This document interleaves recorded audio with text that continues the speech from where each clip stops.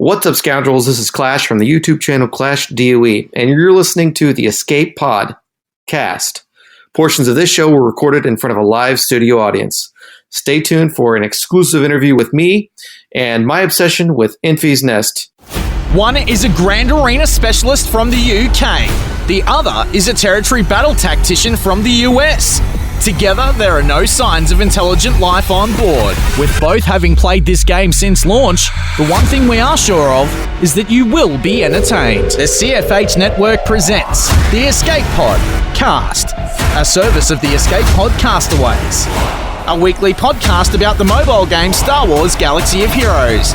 Live from the network studios of Yavin 4, here are your hosts, Neil Andrew Eyre and Paul Anthony. Coming up on this week's edition of the Escape Pod Cast, reaction to the Malak takeback. We speculate what we will get for the 4th anniversary. The state of the community is evaluated by us, and we make a challenge you do not want to miss. Content creator Clash talks to us about his new favorite way to play the game. And we cover any breaking news in our live 4th segment. Happy birthday to the little Nev, Amy, on tonight's Escape Pod Cast. The Escape Pod Cast News.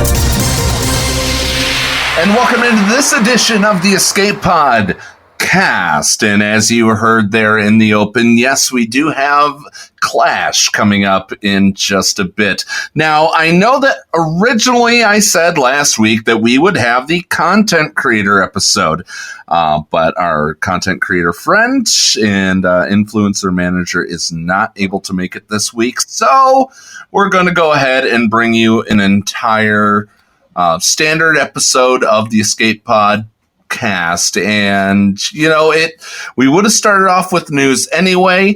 And, you know, every once in a while they give us the state of the galaxy, right, Nev? Yes, they do. They do indeed. But we're doing something different. Yeah, instead we are going to be giving you the state of the community. We try our best to have our thumb on the pulse of the community.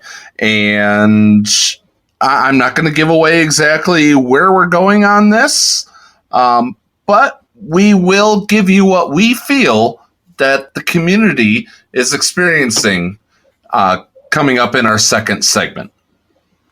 That sounds about right, doesn't it, Paul?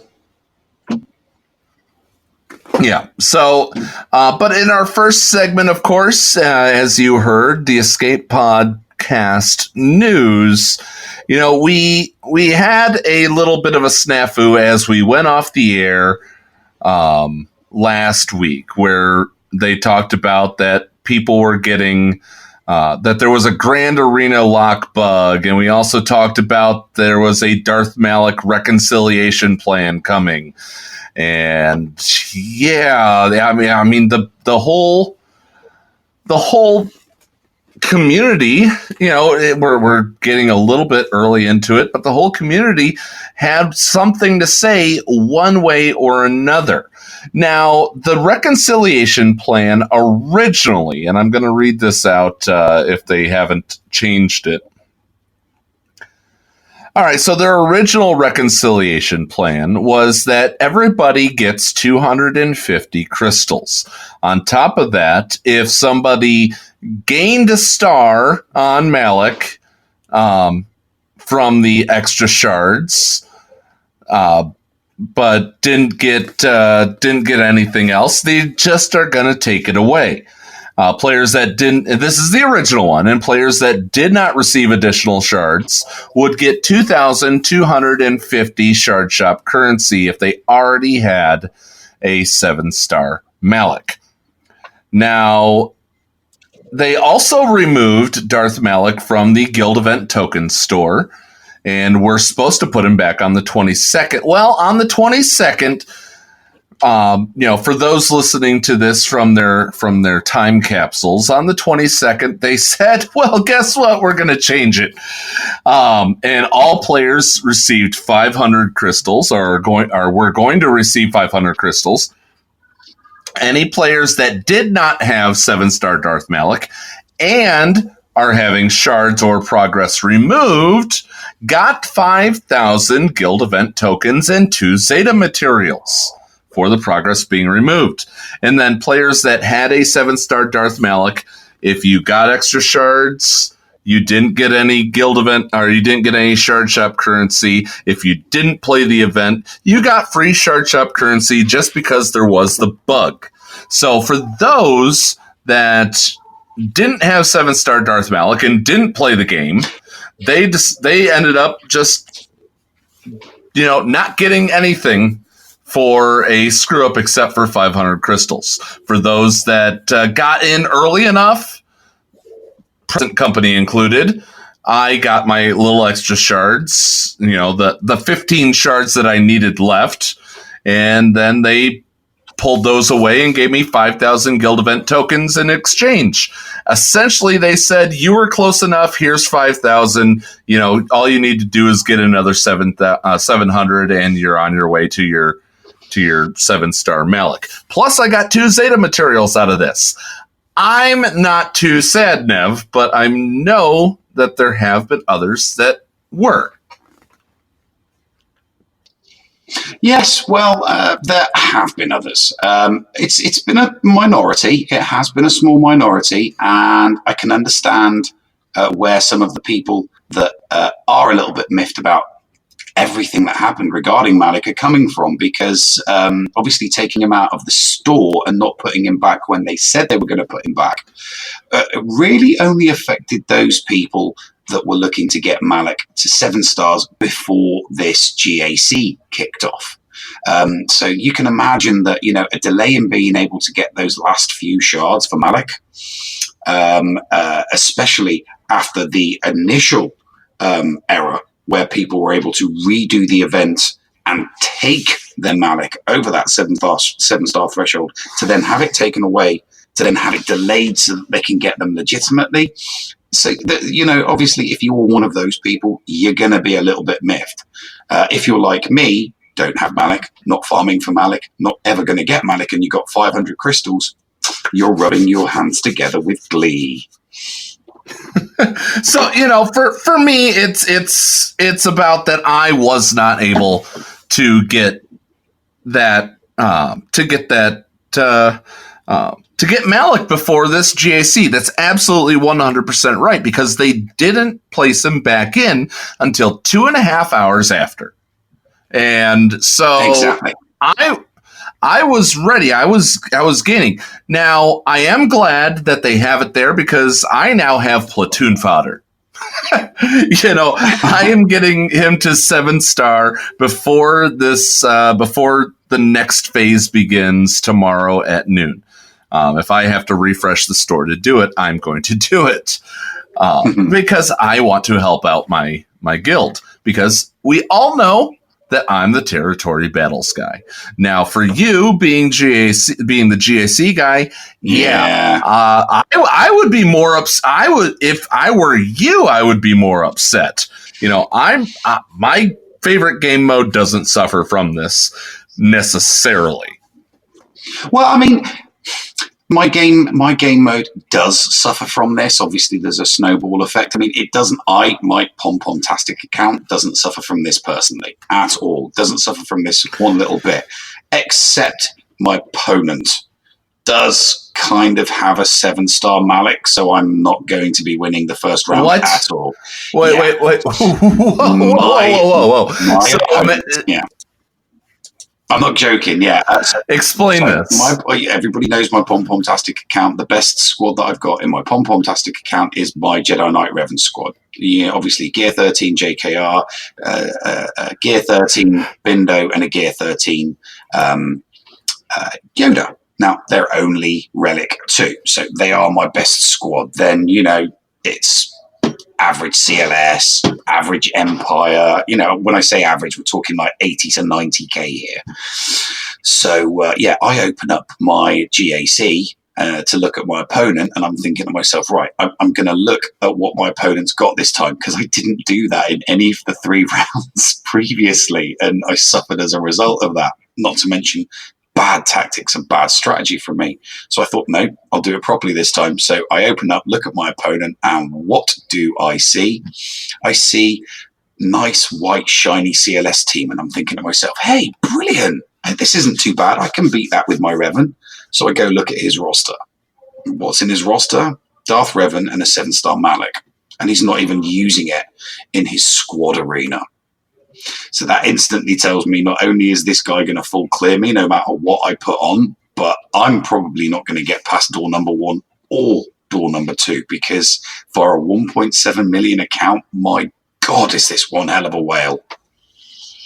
So yeah, I'm suffering. But you know, this isn't the Nev show. This is the Escape Pod cast. So I will say that from my from a GAC point of view, the Malak event snowball effect is going to have some serious ramifications for those people that were not able to get their Malak from 6 to 7 stars, because a 7-star Malak does make a difference. It really does make a difference, and people that are going to have their 6-star Malaks smashed or beaten by a 7-star Malak, you know, to them it could be the difference between Erodium or Kyber. So, you know, not being able to finish, I mean, and I know we're only talking about a handful here. We really are only talking about a handful of people here, but to those handful of people, they've been screwed out of the potential finish of Kyber, because they were not able to complete, you know, they might have had all of the gear pieces ready, all of the relic pieces ready to, you know, take their Gear 11 6-star Malak straight to 13, straight to Relic 7. But because CG delayed putting Malak back in the store, they were unable to do it. They didn't use their resources. They weren't prepared, and they're going into this 3-round GAC needing 3 wins, and they might not get those 3 wins. So, you know, it may not have caused issues with what you're doing, but it's definitely going to cause a few issues for people out there in the GAC land. No, it did cause issues with what I'm doing. I absolutely fell on my face this past this past round. It was I took last. I really did, and it wasn't for a lack of me trying. You know, I was going for feats. I'm not going to get 2 feats. I'm not going to get the last of the undersized, and I'm not going to get the last of the clear territories entirely. But aside from that, I will hit every single feat. So our theory, I am actually scoring better this time, Nev, than I scored previously. So if you're in Division 1 and you're not gung-ho for Kyber, you will get more currency by doing the feats. That is my conclusion. So we'll see how it pans out. You know, how the book report will be next week at this time. But you know, I'm honestly glad that I'm going after feats instead of, you know, I must have Kyber. Well, I mean, I'm still of the school of thought where, you know, I'd rather get the win and the full clear. But none of my accounts, this GAC, none of my accounts are having a lot of fun. They really aren't. I wish they were, but they're not. So, unfortunately, I don't think I'm going to get Kyber on any of my accounts this time around. Oh, except... And here's the funny thing, the one exception to the rule is my daughter's account. My daughter's account can make Kyber. I'm not kidding you. My daughter's account can make Kyber with this final phase. My daughter's account can get, if my daughter gets, she needs less than 4,000 banners to hit Kyber. So the account that I set up for my daughter might hit Kyber, and all of my accounts can be stuck in Erodia. It's kind of it's going to be fun. It's going to be interesting. That's a bit bittersweet. I hope that we get to find out. So do you still have a way of getting onto this account and doing the GAC if your daughter forgets? Oh, Yes, I will be able to still, I'll still be able to help her out. Absolutely. So that's not going to be an issue. She'll do round 1, but rounds 2 and 3, she'll be in the UK. So I'm going to try and get some. I'm going to try and get some something that'll allow her to record her gameplay. Nice. For round 2 and round 3. And then hopefully I'll be able to get hold of it so that I can play it while she watches or listens in chat, or if I can get her on Discord. So fingers crossed, but she is only 10, so it's not a certainty. Right. Exactly. Well, all right. So another thing that came out this week during this was that they're trying to figure out what they're going to do for the 4th anniversary of Star Wars Galaxy of Heroes. And so what they've said is that it's fast approaching and we've got some exciting plans that we can't wait to share. I'm going to stop right there, Nev. They're posting this on October 23rd. The 4th anniversary of Galaxy of Heroes is fast approaching, and we've got some exciting plans that we can't wait to share. It has been. We got to save this for the second segment. I'm sorry. Well, I digress, and we'll jump back to this. Okay. And they want to do something special this year, and we're gathering ideas for some of our celebration gifts. So apparently, we're getting more than one gift. So that would be 3 Chewie shirts. That is more than one. Got a great idea for a title or portrait. A great title or portrait. We could get a picture of the Chewie shard and the title. I got Chewie shards, and all I got was the stupid title. Yeah. Hey, maybe that was me. It's our 4th birthday, so we'd like to know. Stole that from me. I got it. It's our 4th birthday, so we'd like to know what your favorite moments and characters are from Star Wars Episode 4: A New Hope. So for the 4th anniversary, they're going to do things for Episode 4. That kind of makes sense. I like that. I like it. It's yeah. But, Episode 5 is where we get is technically where we get Jedi Luke for the first time at the very end, right? Oh, yes. So what, we're going to wait till the 5th anniversary? We have to wait one more year for them to release Jedi Luke, apparently. I think nobody was under any illusions, that it was going to be the 2020s.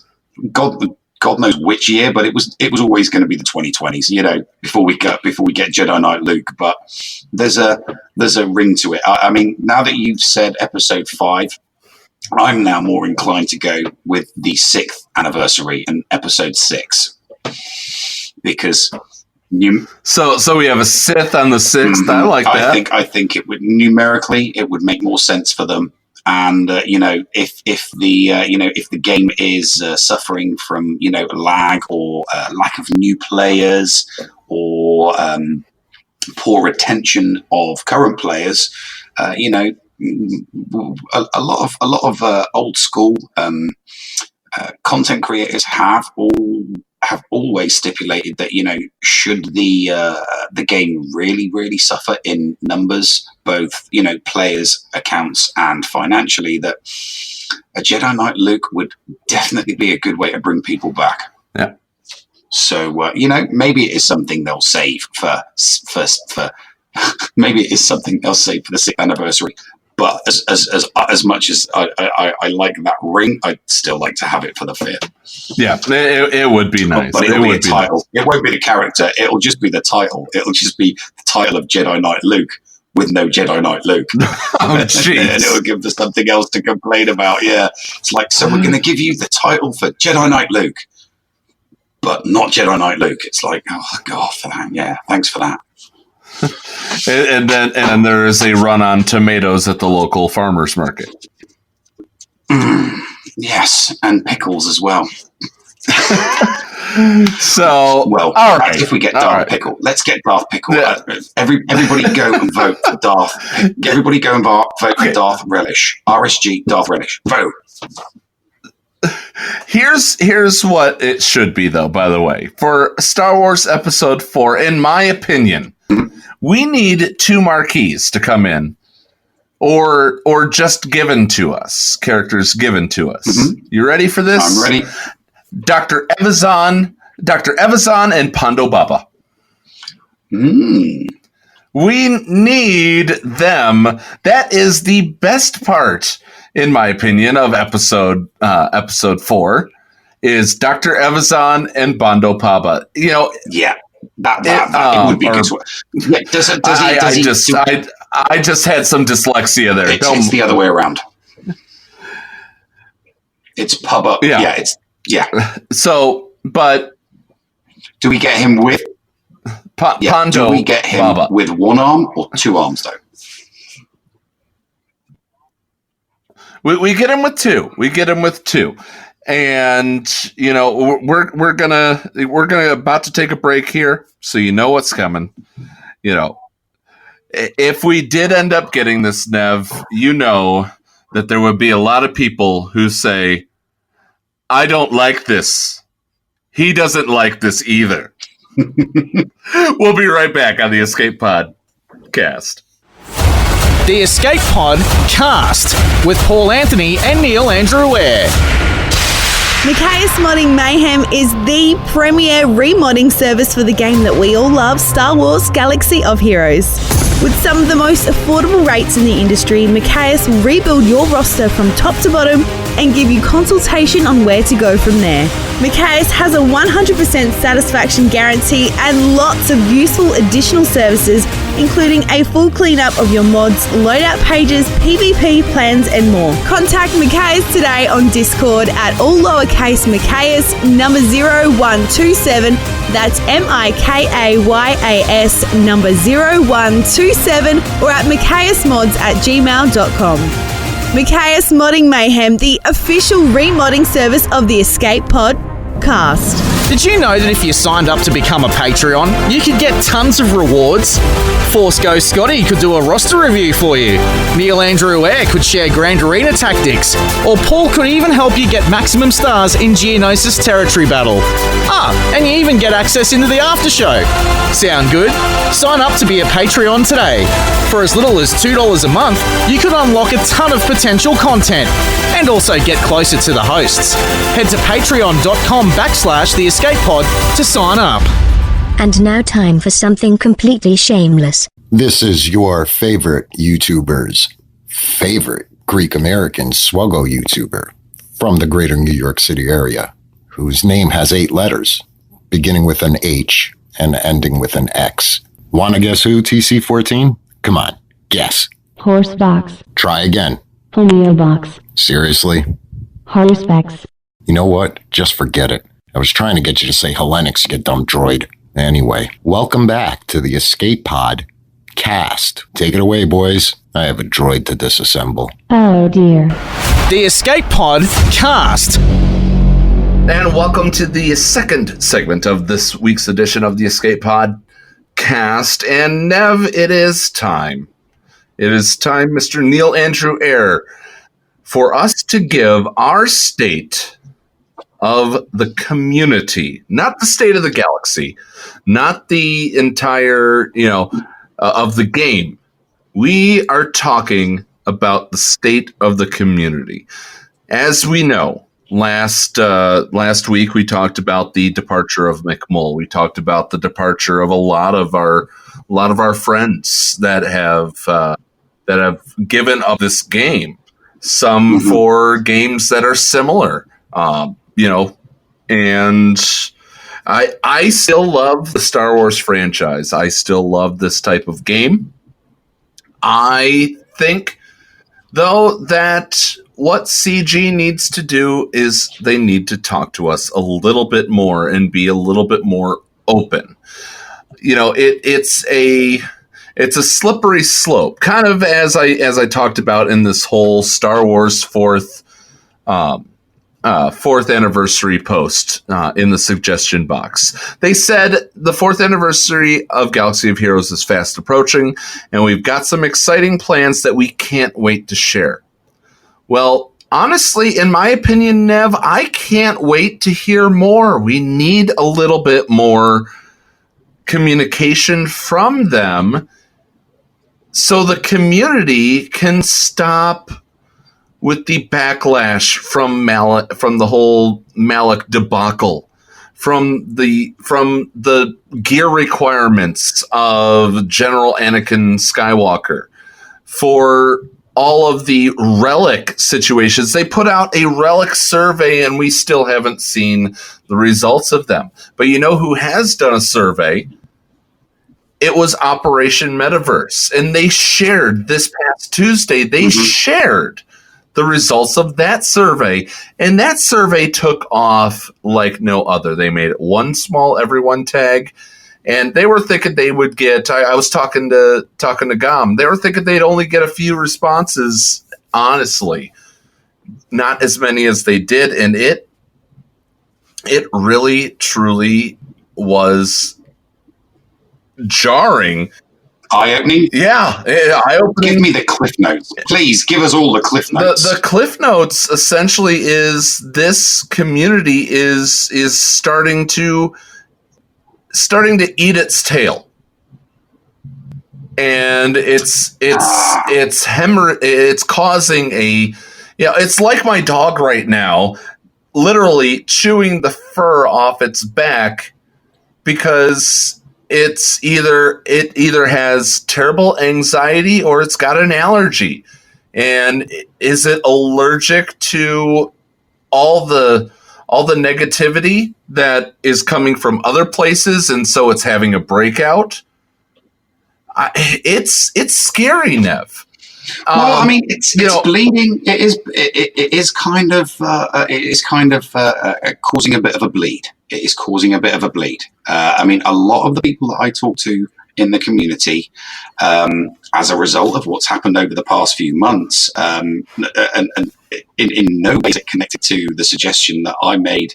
I can't remember if it was last week or the week before last, about people saying, look, just chill out on your main account and have some fun with an alt account.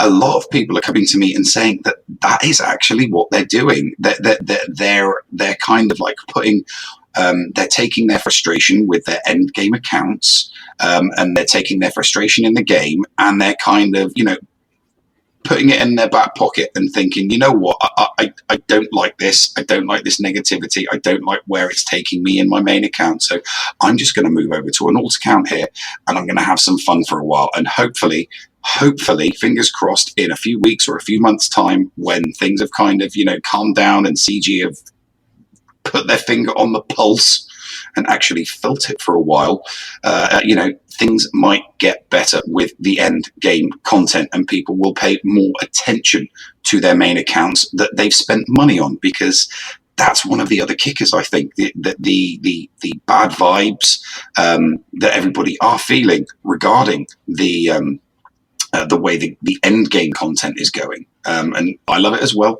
but the way that it's going, a lot of people are not wanting to spend on that, and they're going free to play with an alt account, and they're just kind of coasting along, enjoying that early and mid game rush that they used to get with their main accounts.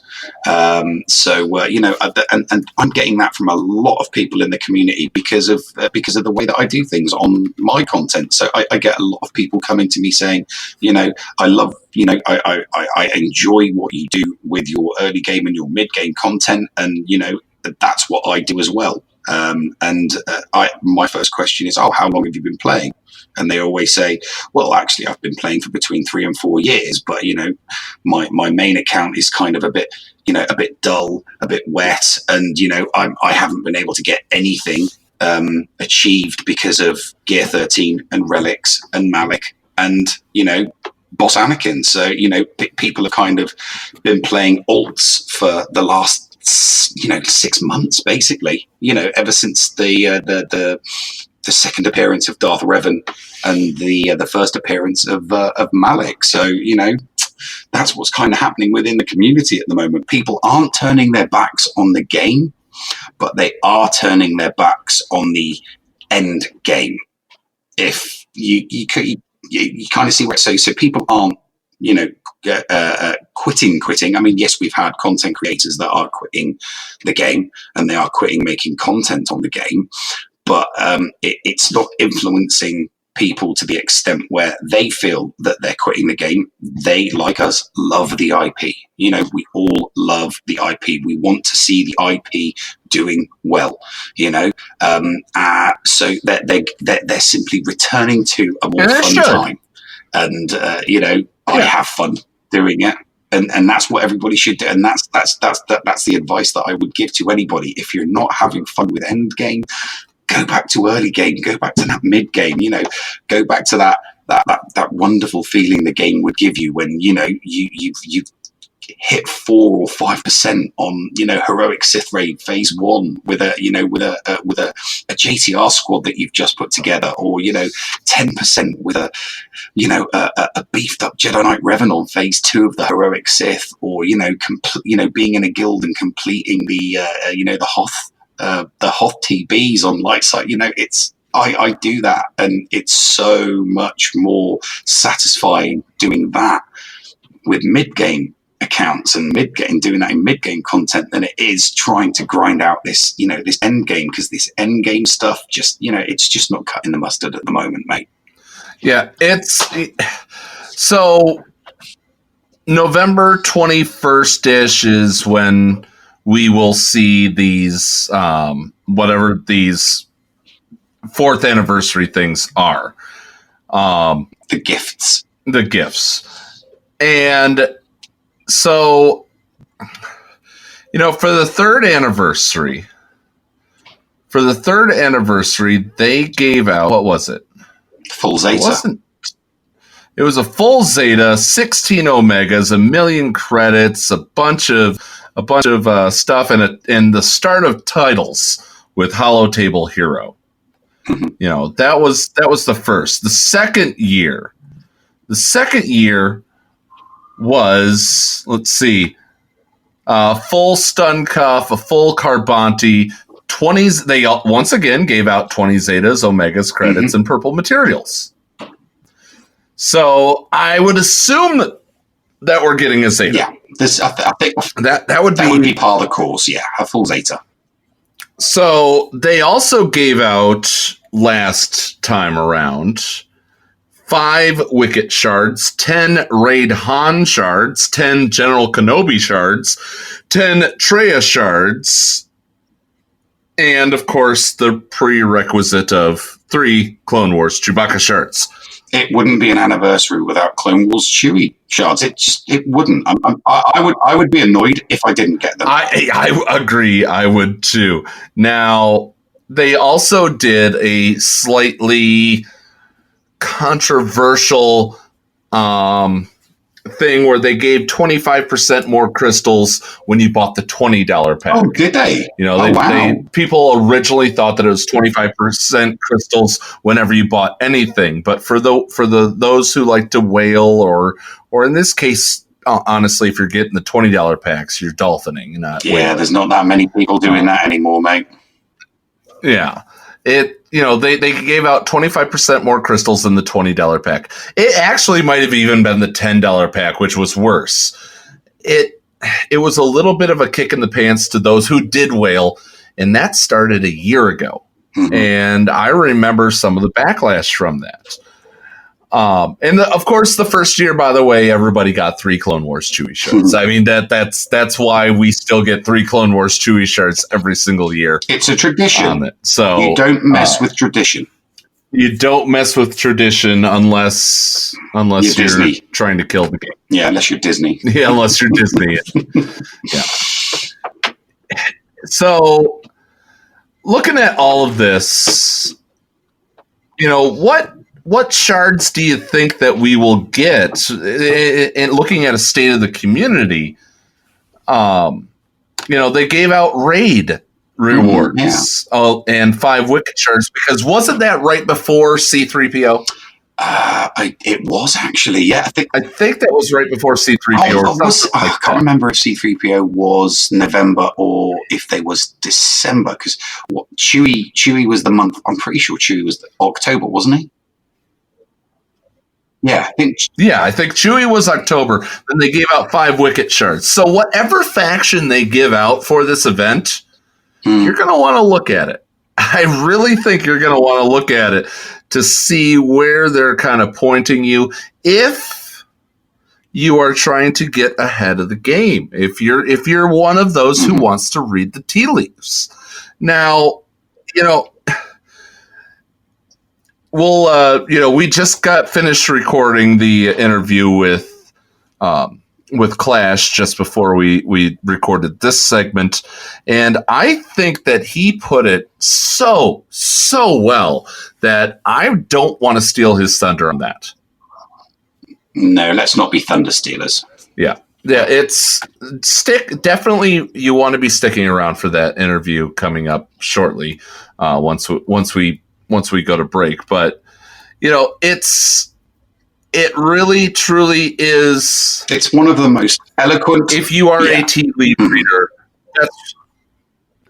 They're talking about Clash's what Clash says. Yes, it is. But I mean, what we get for this should be your major tea leaves, because that's going to tell you where everything goes from there. Hopefully, we're playing the light side Geonosis territory battle by then, because originally it was scheduled for the first road ahead, which it then got pushed back to November. Will it still show up? And will it be the first? Are we going to be going into the 4th segment here talking about the release of the light side territory battle information?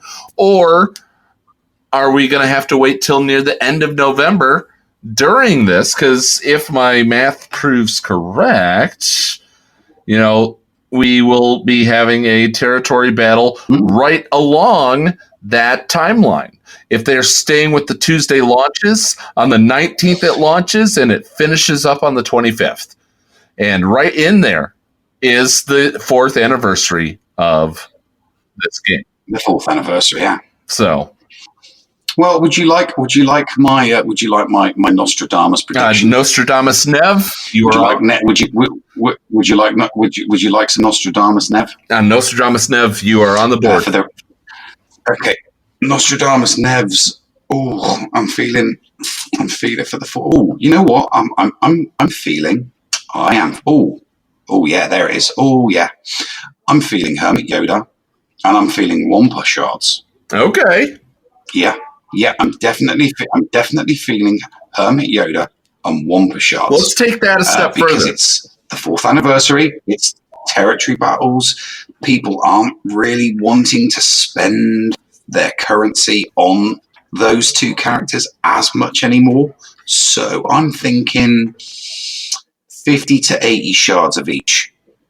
Wow. So yeah, okay. That's what I'm thinking. They only gave 10 of the raid shards away, though. Oh yeah, but raid those raids just Rancor is now, and the GK1 is going to be simmable. Rancor's simmable, but the hat is. They've already said in the Q&A that the hat is going to become simmable.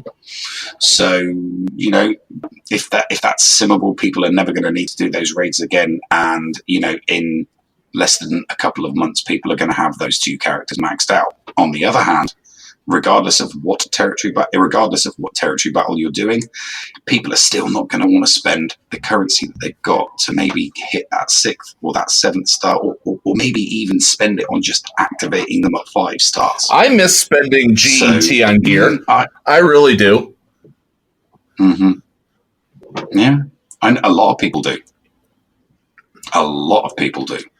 And I've sacrificed on the Pom-Pomtastic account, even taking my Wampa or my Hermit Yoda to 6 or 7 stars. I took them to 5 stars, activated them, and it's like, just can't afford to spend the currency on it anymore. Just can't.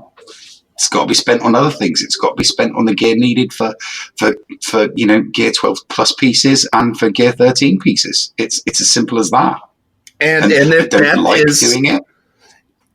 That's the community that you and I have talked to in this situation entirely agrees with you. You know, it's being able to play a game instead of having to be scared of spending or be scared of advancing something that you want to advance has been a fear, and a realistic fear, since essentially the Revens came out. The overload of marquees, and now the dearth of marquees. We don't have any. It's a big old pendulum, and it's swung from one extreme to the other. 2018 couldn't go past a month without getting some marquees. 2019, it's like, where are the marquees at? And like you said, you know, people don't want to, end game players don't want to spend currency, you know, finishing off. And let's be honest, Hermit Yoda is such a awesome plug and play character, and the Wampa is brilliant as a solo artist. Yeah. So, you know, when you're early to mid game, you don't care about gear 12 plus and gear 13. You just don't. I didn't, not with the Pom-Pom-tastic. When I got that GET currency, it was going on Hermit Yoda and it was going on Wampa, because the gear for 8s, 9s, 10s, 11s, 12s, I was able to get that everywhere else quite easily, quite fast. But now Pom-Pom-tastic it has multiple 12s, and I'm trying to get 12 plus pieces, and I'm trying to get gear 13 pieces. So I can't remember the last time I spent GET on Wampa or Yoda. And that is why Nostradamus Nev thinks that CG is going to give us a little boost of Hermit Yoda on Wampa shards, because, you know, we need them. I would say 80 with that explanation. I would say 80 sounds damn good. Yeah, 80 would 80 of each, and then that's essentially the same. Yeah, and it'd be the same type of compensation that they did for Malak. Yeah. So think about it. 80 of each might just take people's Wampas and Hermit Yodas to 6 stars, and then, you know, you're in the home stretch. You're in that final 100, and people might think, you know what, I've got them to 6 stars now. Thanks for the extra shards, CG. You know, maybe I will, you know, just put on hold trying to get that character up to gear 12 plus and 13. Maybe I will just, you know, farm for a couple of months and get me Hermit Yoda up and get me Wampa up, and, you know, have a little bit more success in GAC, because heaven knows my Wampa needs it. Right. Yeah, my Wampa needs it bad.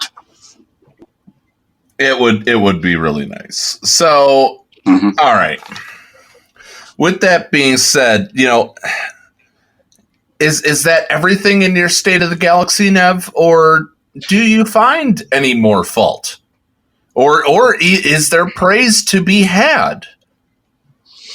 Well, you know, there's the people out there doing great, you know, putting out great content constantly that, you know, I love to watch. I mean, Urza's still killing it every single time. You know, who doesn't like, you know, getting their pickles out in the Outer Rim at the behest of the wonderful Urzatron. Everybody loves going there, and we've got some content creators putting out some really, really good stuff. You know, positive stuff. Some Thad, Thad and Clash, and Thad's putting good stuff out. Clash is putting good stuff out. It's good to see Xylo putting some more stuff out. You know, and there are people putting. It's just so you know. So as sad as I am to see the likes of you know, Darth Microtransaction quitting the game, and Mole quitting the game. I think it's, you know, it's not the be all and end all. You know, it's not the end of the world. There are still people out there doing it, and there is, of course, the we kind of gave him the push to start it. But Harpoons and Beer by Heinze.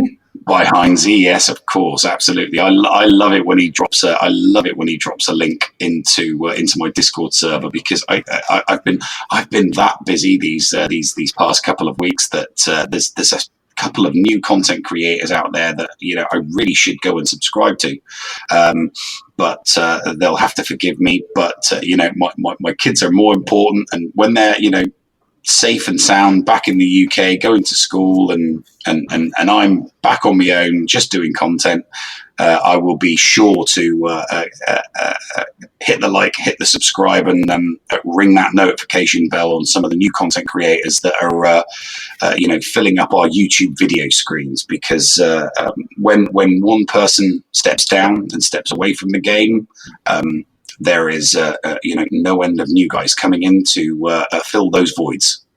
And that's exactly what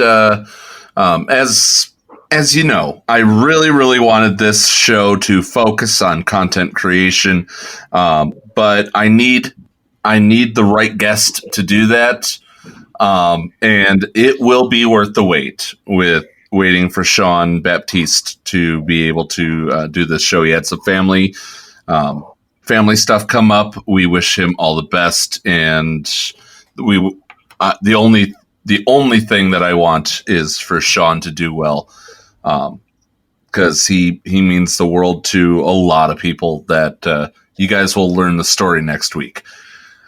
But it's all about wanting to show something that you enjoy, and that's what content creation is all about, right, Nev?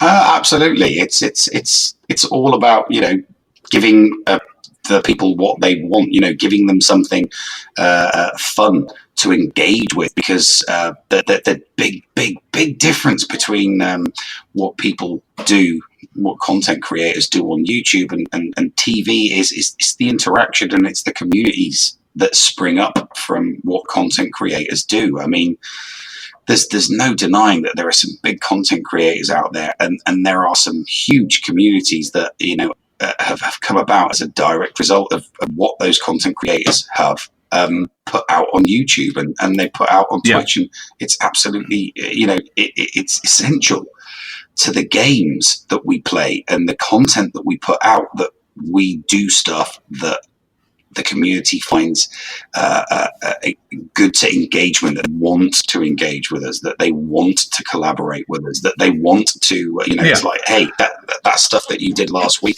it was a bit dull, or that stuff that you forgot to talk about last week, could you talk about that this week? And there's this backwards and forwards, and there's the toing and the throwing, and it's I think the best type of content creation is the random stuff, because it keeps people interested, but it's also the stuff that the community wants, the regular stuff, the shows that we do, And we will get into that more next week, pending that Sean can get a moment to do the interview.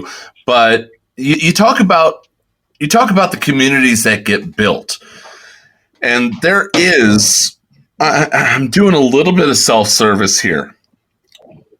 But honestly, our listener lounge that on our Discord channel is every single day I get a smile from that room, if not multiple, because we have people that care. Our Patreons, if you guys aren't a Patreon and you like seeing stuff that we create, being able to support those we love at the same time. I mean, right now my GoFundMe is back open because of terrible news. I had to raise the number. If you can, GoFundMe.com/Mrs. Anthony. It's back open with a new goal that unfortunately is going to have to be met somehow, some way. But, if you do the Patreon, Nev and Scotty both, the community has come together to show Nev and Scotty and I that you guys do like what we do. And we thank you for that. We absolutely do. And when it comes down to the community, I bring up the Patreon because we do have that separate Patreon chat that it's a little bit more looser. That's the way to put it, right, Nev? It's a little bit more looser than the listener lounge. Yeah. We try to keep it is not it's not as straight laced as the listener. Yeah, it's not as straight laced. Yeah, it's kind of like, you know, we have you know, there's the radio Nev, and then there's the Nev that kind of lets his hair down. Well, yeah, literally. I pull my bobble out and I literally let my hair down, and you know, it's where the fires burn and the disagreements and the arguments and the debates and the discussions get heated, and you know, opinions get bounced backwards and forwards, and the discussions just it's a really, really nice little tight-knit community, and it might only be as few as 20 people in there, but everybody gets a say. You know, we everybody gets a say, and everybody gets to express their opinions, whether they like something, whether like something, and it really, really does help with the show. It really, really does. Absolutely 100% helps with the show. So, you know, so the community itself, and this brings us full circle back to the state of the community. The community itself absolutely is surviving, but we're sick. And we need to be administered something that will unite us. CG. We have a cold and we need a flu shot. Well, yeah, and so I'm going to say this. And CG, I know that you listen. And I am literally going to say this because my emails have gone unanswered. CG, come on the show. Answer some of the tough questions. Stop doing the softball stuff because we need to be heard. We need to know that you hear us. I thought you did. Unfortunately, with the past actions that we have seen, you have not heard us. Bring the community together. I will host it. I will bring whoever else you want to bring in. You have an open invitation to come on the Escape Podcast and let yourselves be heard. Ever since we had a new senior producer, I have not heard from you. I am sorry. That has to change. That has to change, CG. It does. It needs to change. I honestly don't care if you don't come on the show, but instead publicly acknowledge some of these things that you're hearing from the community, because you have not been hearing them enough. I know you say that you do, but until you go somewhere and talk frankly with someone, I'm willing to be that person, because you know, and your experience has shown this, that this show can be impartial. The invitation is open. Nev and I love this game. We care about this game. We care about the community. And we want to know that you still do. Stay tuned. We'll be right back. The Escape Pod Cast with Paul Anthony and Neil Andrew Ware. Hey everyone, Biscuit Weasel here from the planet Coruscant and the HSTR project. Some of you may have seen my latest videos about my modding and Grand Arena strategy, but I want to help you personally. Head on over to patreon.com/biscuitweasel, that's Weasel with a Z, and check out my new Patreon rewards. And while they last, the first 10 people to sign up at the $10 level will get the whole $30 package for their first month. That's patreon.com/biscuitweasel. Remember, that's with a Z. Today. Does your guild want to tap into their full potential in Star Wars Galaxy of Heroes? Yeah! For as low as $1 a month per guild member, your guild can unleash the power of the game in ways you never thought possible. Ooh. Track your arena movements, guild progression, and much, much more. Contact ShittyBill and get one of his shitty bots on your server today. Just look for him on our Discord server and tag or message him for more information. The link for our server is below in the description. Shitty bots, don't let the name fool you. Hi, this is Cyphermaster SB Crumb, and you're listening to the Escape Pod Cast. Back to school. The Escape Pod Cast for Kids. It's really cool. Hello, Escape Padawans, and welcome to Storytime with the Llama on the Escape Pod Cast for Kids. This week, we're going to talk about what is probably my favorite part of the game. Guilds. I'll give you some things to look for in a guild, as well as some great ways to find a guild home for your account. Guilds are groups of up to 50 players that are generally around the same GP that fly under the same banner in the game. Guilds work as a team to complete raids, battle it out in the PvP territory war, as well as the PvE territory battles. Guildmates can also request and donate gear to one another to assist with progressing in the game. Another huge aspect to guilds is the knowledge sharing component. Team compositions, instructive YouTube videos, and counter guides are all awesome resources that are typically shared between guildmates. A general rule of thumb when looking for a guild is to take your current galactic power, multiply it by 50, and that number will be the total GP size of the guild you should look for. When considering a guild, it's also important to first take a look at the kind of player you are and join a guild with a similar playstyle to yours. For example, if you're a casual player who isn't really concerned about generating your 600 tickets per day, joining a very rigid, hardcore Kraken guild is probably not the best place for you.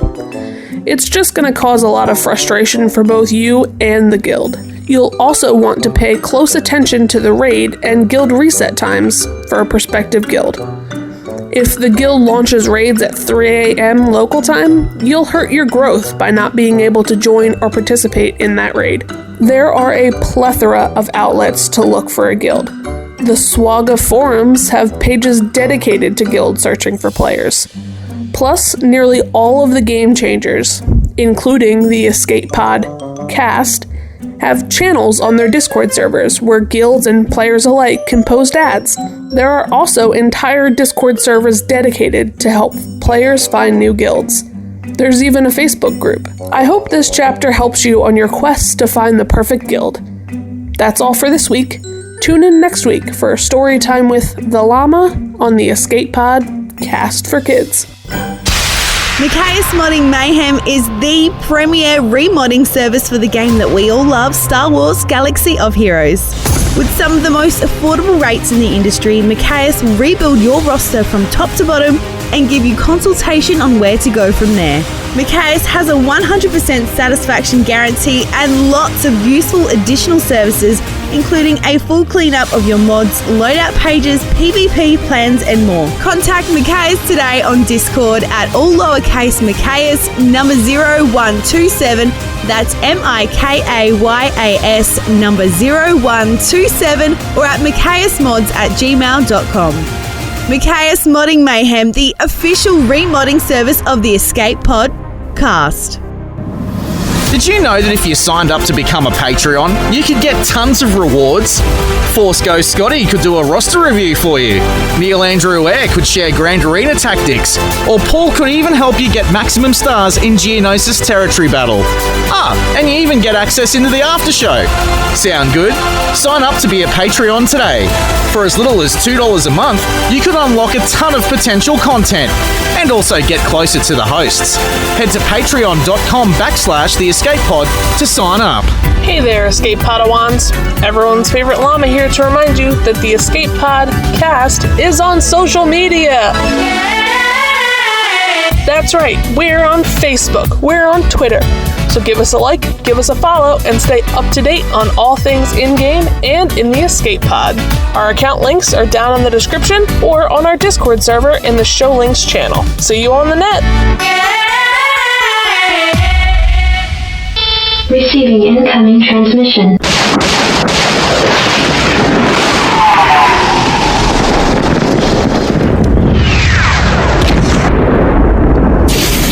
Receiving incoming transmission.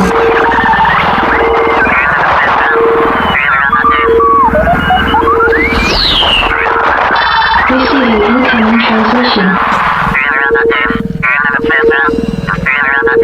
And welcome into this week's edition of the Escape Pod cast incoming transmission. And yes, I know we talked about having the content creator show this week, and unfortunately Sean ducked out, but I was able to get a very, very good friend and a fellow Phoenix lover to come on the show last minute. Everybody, ladies and gentlemen, welcome Clash to the incoming transmission and the Escape Pod cast. How you doing, Clash?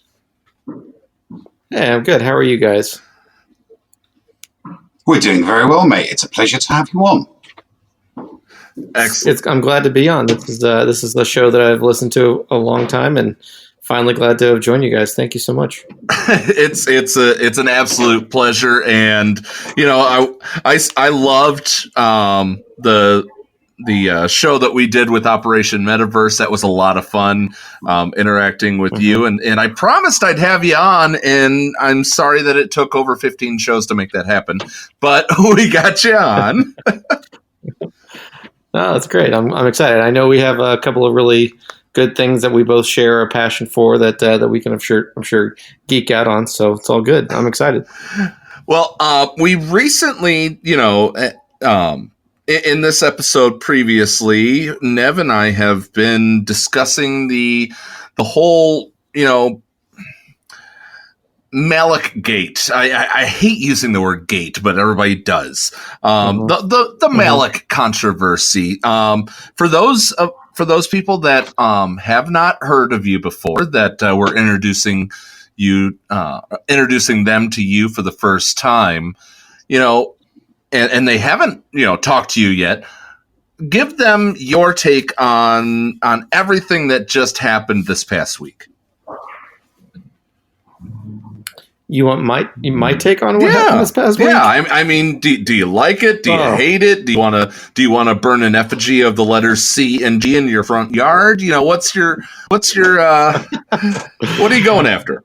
Yeah, I will say this. I'm probably not going to be popular with this opinion, but I really honestly don't care. I have my emotional well-being has not been impacted over the last two weeks. I will say, I was not able to get General Skywalker. I was, and that was kind of a bummer. But once I didn't get that, I kind of just said, you know what, I'm over trying to chase a meta. I'm over trying to get something.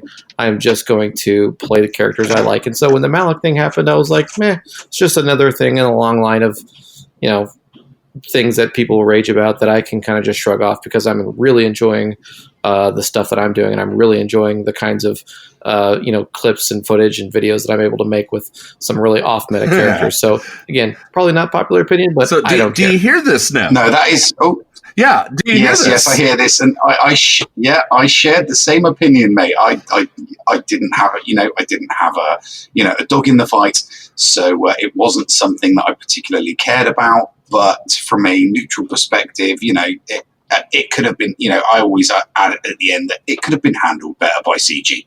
They could have handled things better. But like you, didn't have a dog in the race, so it wasn't something that bothered me. And you've got, like you just said, you've got on with doing content regarding other characters and doing non-meta characters, and I did exactly the same thing. I got on doing my content using the tools that were available to me. We work with what is available to us, don't we?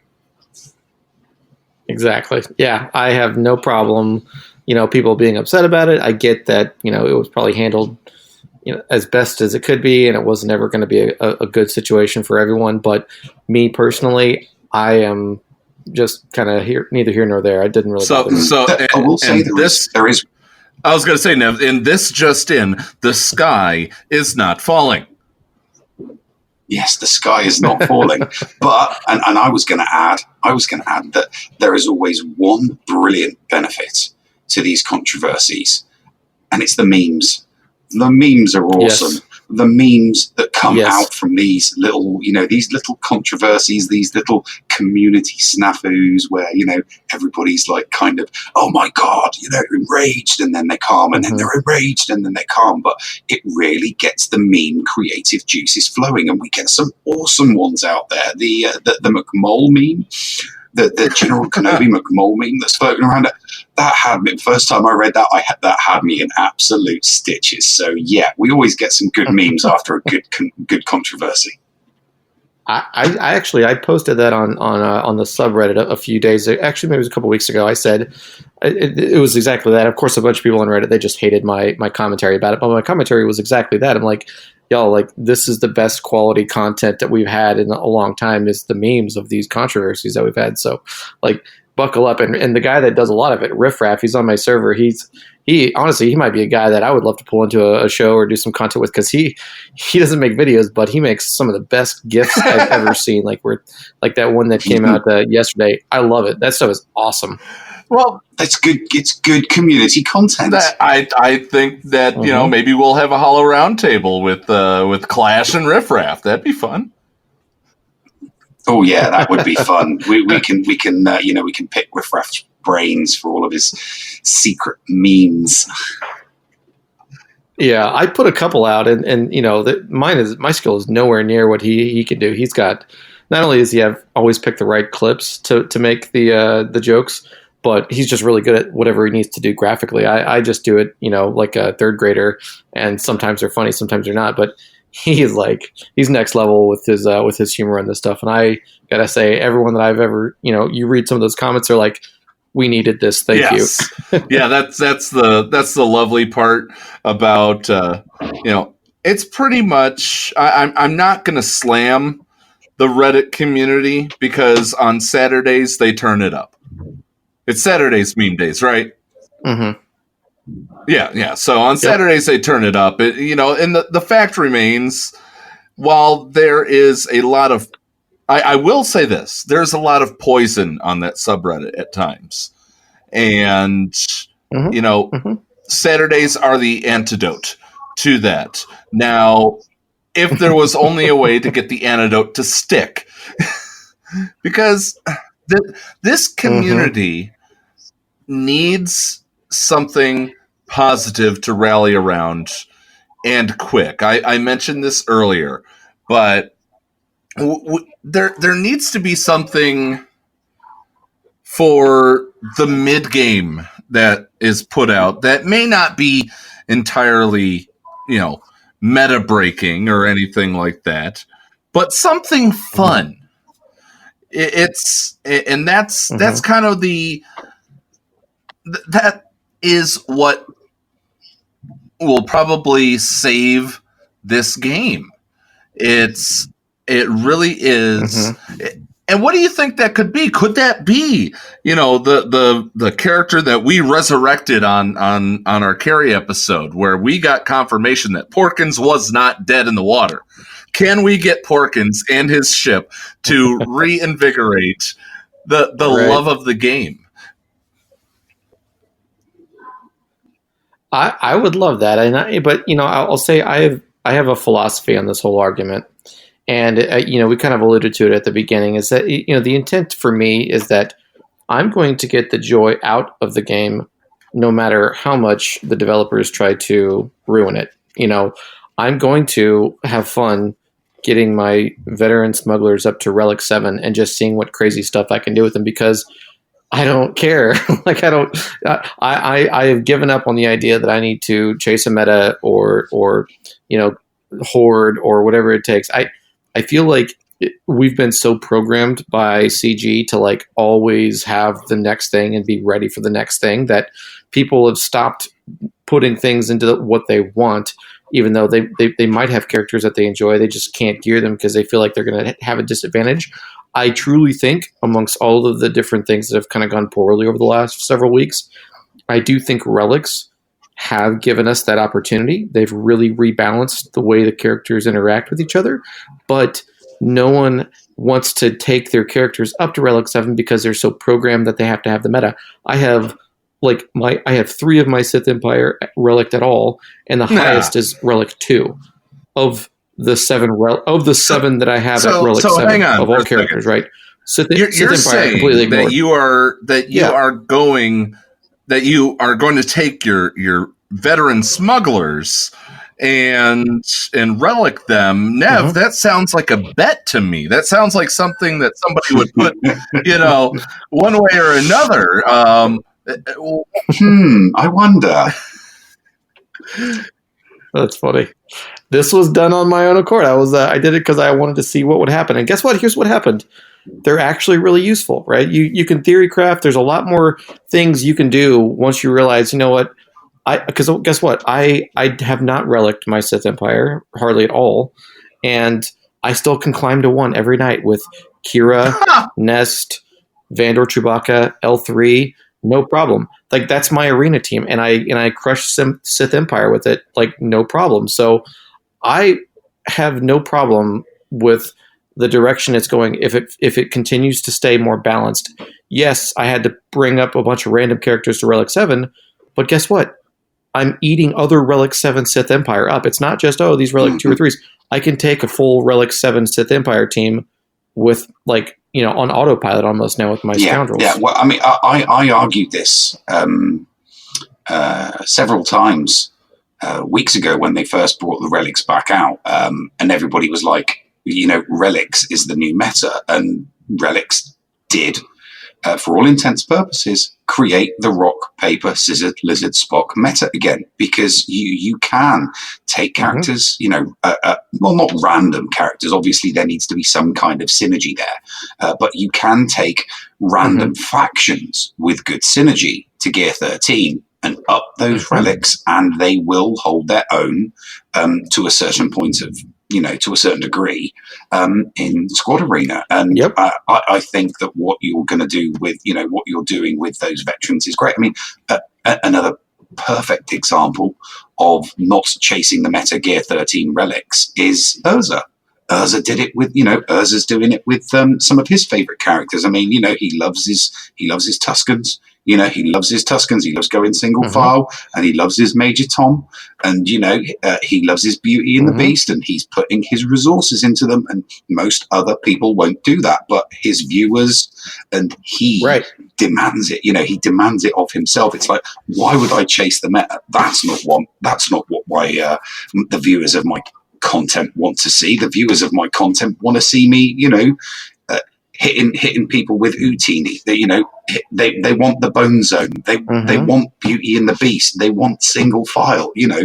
And that kind of content is just beautiful. Now I'm never going to reach those levels because I'm a mid-level content creator. When I'm free to play, so that's a long way off for me. But it's lovely to see the upper tier content creators such as yourself and such as Urza doing that with characters outside the meta, because when you look at people like Cubs and Arnold and Mobile, that they're all, like you said, they're all chasing those meta characters. They're all chasing those 5 squads that everybody knows, the Jedi, the droids, the separatists, the Sith Empire. They're all chasing the same factions, and then there's people like you and Urza who are chasing completely and utterly different factions, and as you just said, you're smashing it in Squad Arena. So it's good viewing. It's good viewing fodder. And that is the perfect segue into the thing that Clash and I share and we love so very, very much. Why don't you tell them about our listeners about your Phoenix squad, Clash?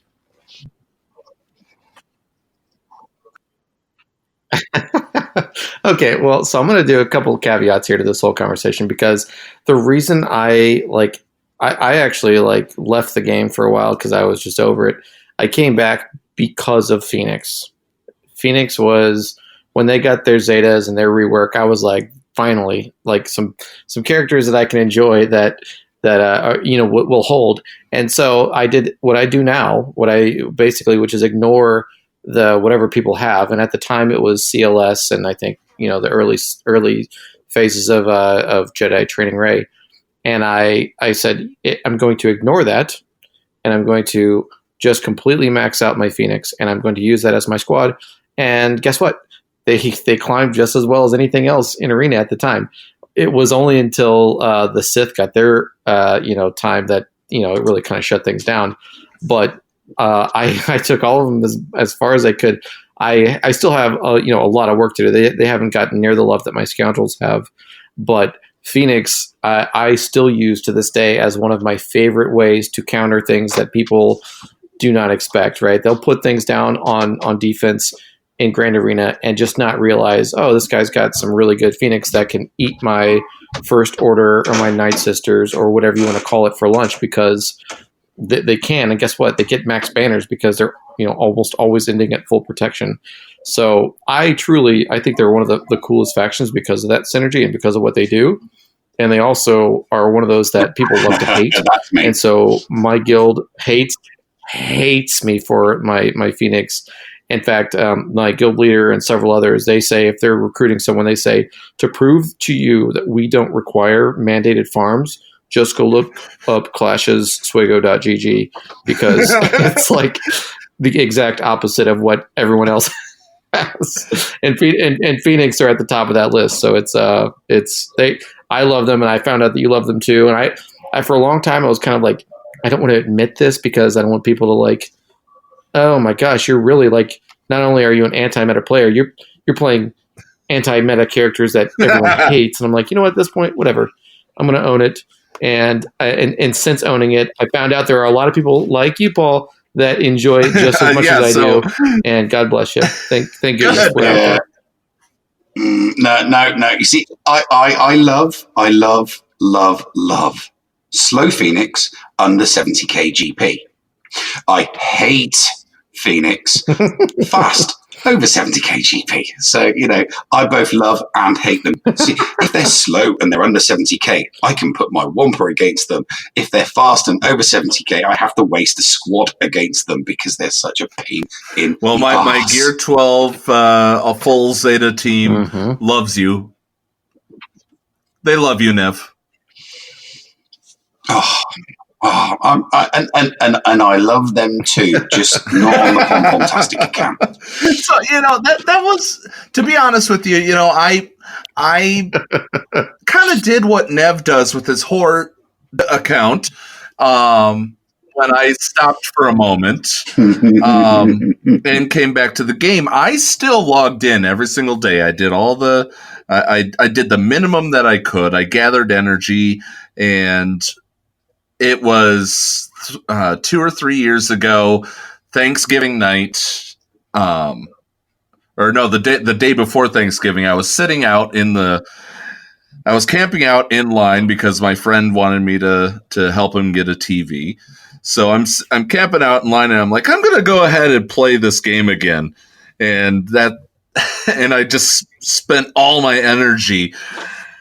I 7-starred a bunch of characters that evening and got back into the game. And that is why I play. I love territory battles, so I play for characters. I don't care about the meta as much, and Nev is absolutely 100% early game meta. But we do interact with people, and you do too. I know this, Clash. you interact with people that are all about the meta. So you see firsthand what happens when these shakeups happen, right? So, it's what has been, what is your thoughts? Because Nev and I gave ours earlier in the second segment. What is your thoughts on the state of the game today? Are we in a good place? Are we not in a good place? Is there hope for recovery, or are we all on a sinking ship rearranging the deck chairs on the Titanic? I know I'm not abandoning the ship. Yeah, I would agree with you. I think that, it's one of the scenarios where, depending on your perspective, whether you're FTP or you're mid game, you're late game, you just started a couple of months ago, you're in game with a guild that you've been around with a long time. There's just so many people that have such different perspectives on the state of the game. But what I think is kind of universal is that the communication flow and the ability for us to sort of understand the direction is really gone way down from where it was before. And that's what I think is causing the most anxiety with people. So I think if they were over communicating right now and being really transparent on certain aspects of not only, whatever hiccups they're having right now, but, things that they're dealing with in the future, that would put the volume of, the sort of noise that everyone's producing down to a lower level. And I think that would just be kind of the way it was before, right? Everyone always had anxiety, everyone always had issues, and everyone always had problems. But I think they did an okay job at certain times of just kind of trying to get in front of it. It feels like right now they've basically kind of just said, we're done trying to be communicative in a way that you all will respect. We're just going to do whatever we're mandated in terms of communication. And that basically means it's putting out fires and a quarterly, hey, here's what you can expect the next quarter, which also is much less content than you had a year ago from now, right? So they've shortened the amount of, they've kind of condensed the amount of stuff they're putting out, and they're less communicative. And that no matter what perspective you have on the game, is what's causing a lot of the anxiety in the community, I think. Wow, that's no.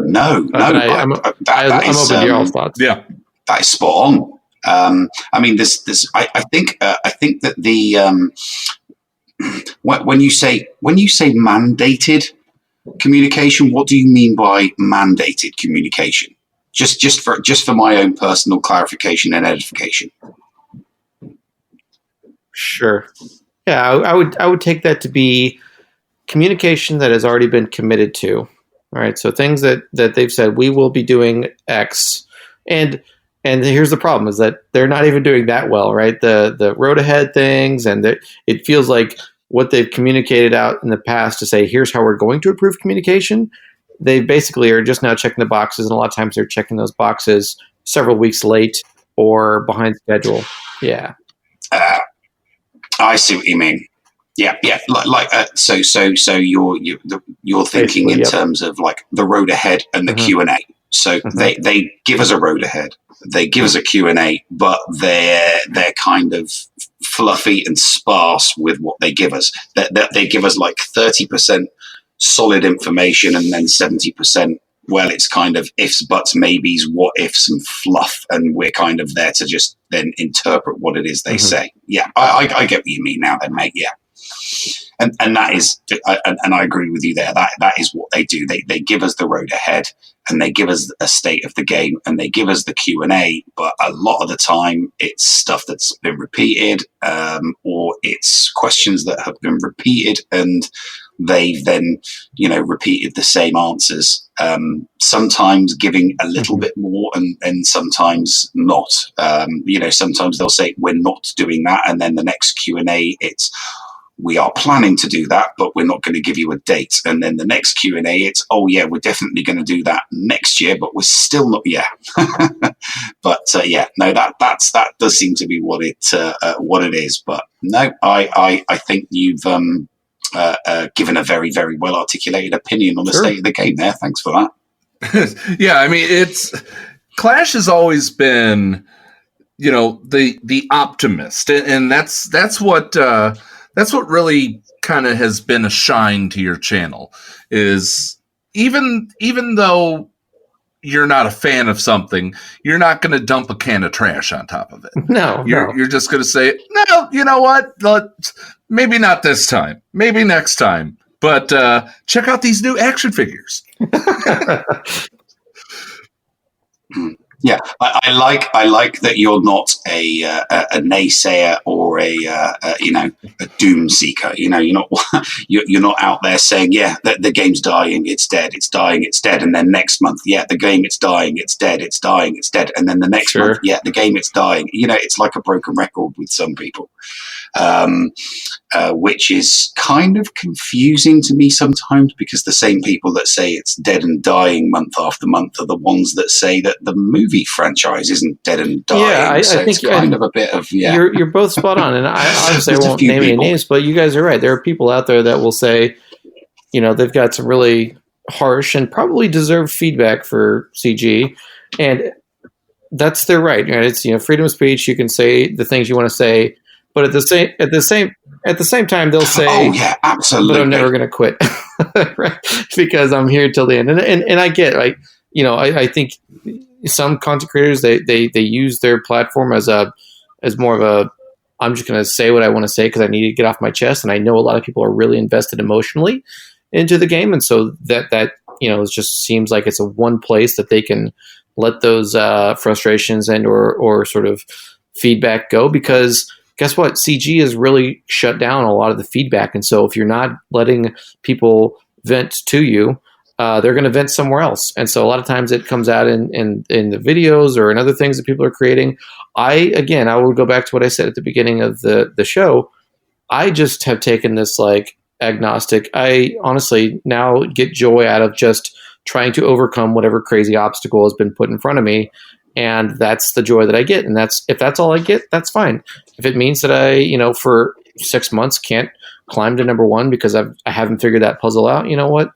I'm going to live, and maybe I'll make a couple of cool videos in the meantime. But when I do figure it out, I will make a really cool video, and everyone's going to see it, and I'll be super excited about it. Well, I celebrated the fact that I now have every single Geonosian bug neon.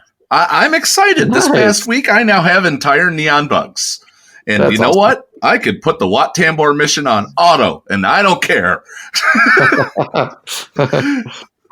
That's awesome. I'm so jelly. And all Relic 1, because you don't need any of that Cantina energy. You just crush all your early game gear to get Relic 1. And so, I think anytime you take something to Gear 13, you should automatically Relic 1 it, in my opinion. Right. Why would you not? Well, yeah. I mean, why would you not? If you've got the spare gear, why would you not? Yeah. So what? We are coming up on the half hour here.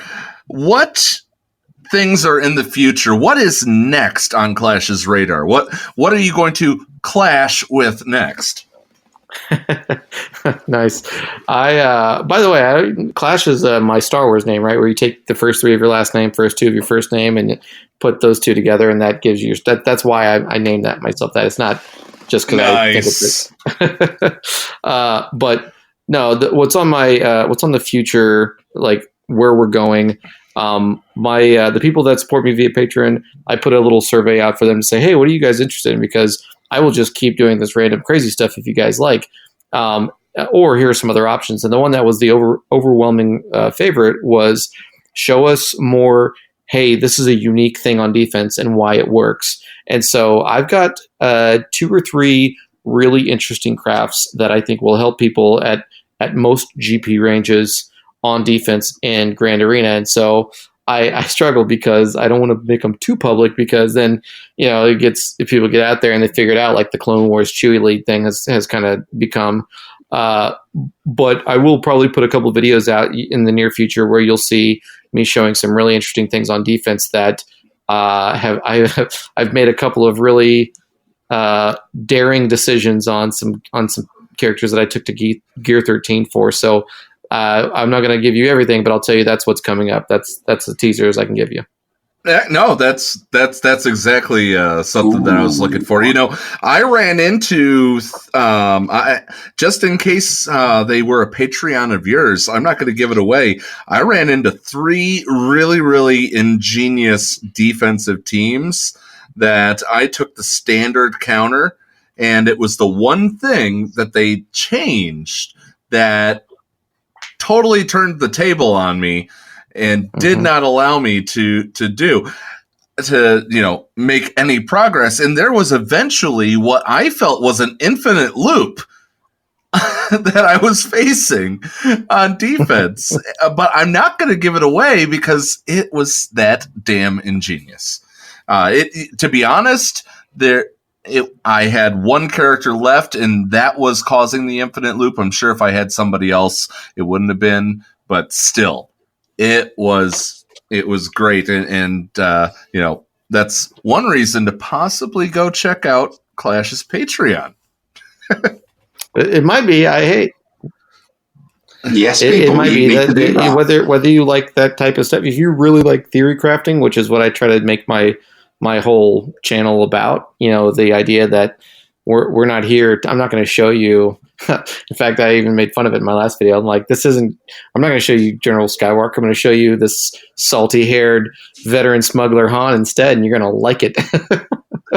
So if you like theory crafting and you like random stuff being used to counter the meta, and you like new ways to get an advantage in some of the Grand Arena stuff, I think that's what I try to be about. And so far, people have really seemed to like it that are a part of the Discord and the Patreon. So. And let's not forget, November is going to be a great month for theory crafting, because November's GAC will be the return of 3v3 and ships. Which I'm super excited official? about. Did that go official? I didn't see that yet. No, it's not official. I'm just calling it because during the Q&A they said that we were going to be having a vanilla GAC this month, and that next month's GAC was going to be focusing on the First Order, and that they said that I'm sure they said that it was going to involve 3v3 and ships. I think and that is going to be the November one. That is going to be an. I can see ships, but month. I don't think that it's going to be 3v3. But that's certainly something that if it has changed, if we get information, coming up, we'll be talking about it coming up here in the live segment right after this. It's coming up. Clash, any parting words, my friend? I mean, it's been an honor to have you back on, to be able to bring you onto my show. Instead of having to vicariously live through Operation Metaverse. I know, right? The Venn diagram, right, where we kind of overlap there. Now I'm same. I feel so honored to have joined you two, because I've been a fan for a long time. Love what you guys create, and obviously just appreciate you guys having me on.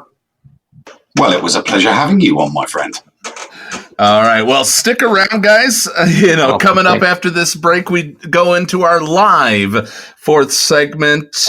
And you know what? There may be some surprises that we got last second, like we did last week. The only way to find out is to stick around right here on the Escape Pod Cast.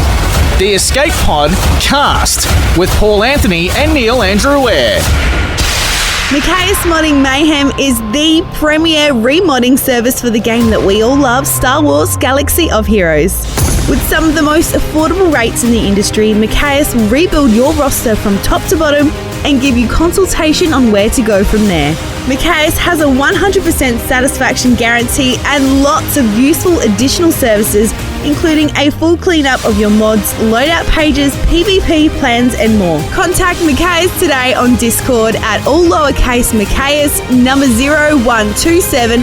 That's MIKAYAS number 0127, or at micaeusmods@gmail.com. Micaeus Modding Mayhem, the official remodding service of the Escape Pod Cast. Did you know that if you signed up to become a Patreon, you could get tons of rewards? Force Ghost Scotty could do a roster review for you. Neil Andrew Air could share Grand Arena tactics. Or Paul could even help you get maximum stars in Geonosis Territory Battle. And you even get access into the after show. Sound good? Sign up to be a Patreon today. For as little as $2 a month, you could unlock a ton of potential content and also get closer to the hosts. Head to patreon.com/The Escape Pod to sign up. The Escape Pod. Cast. The Bridge. All right, Nev, you there?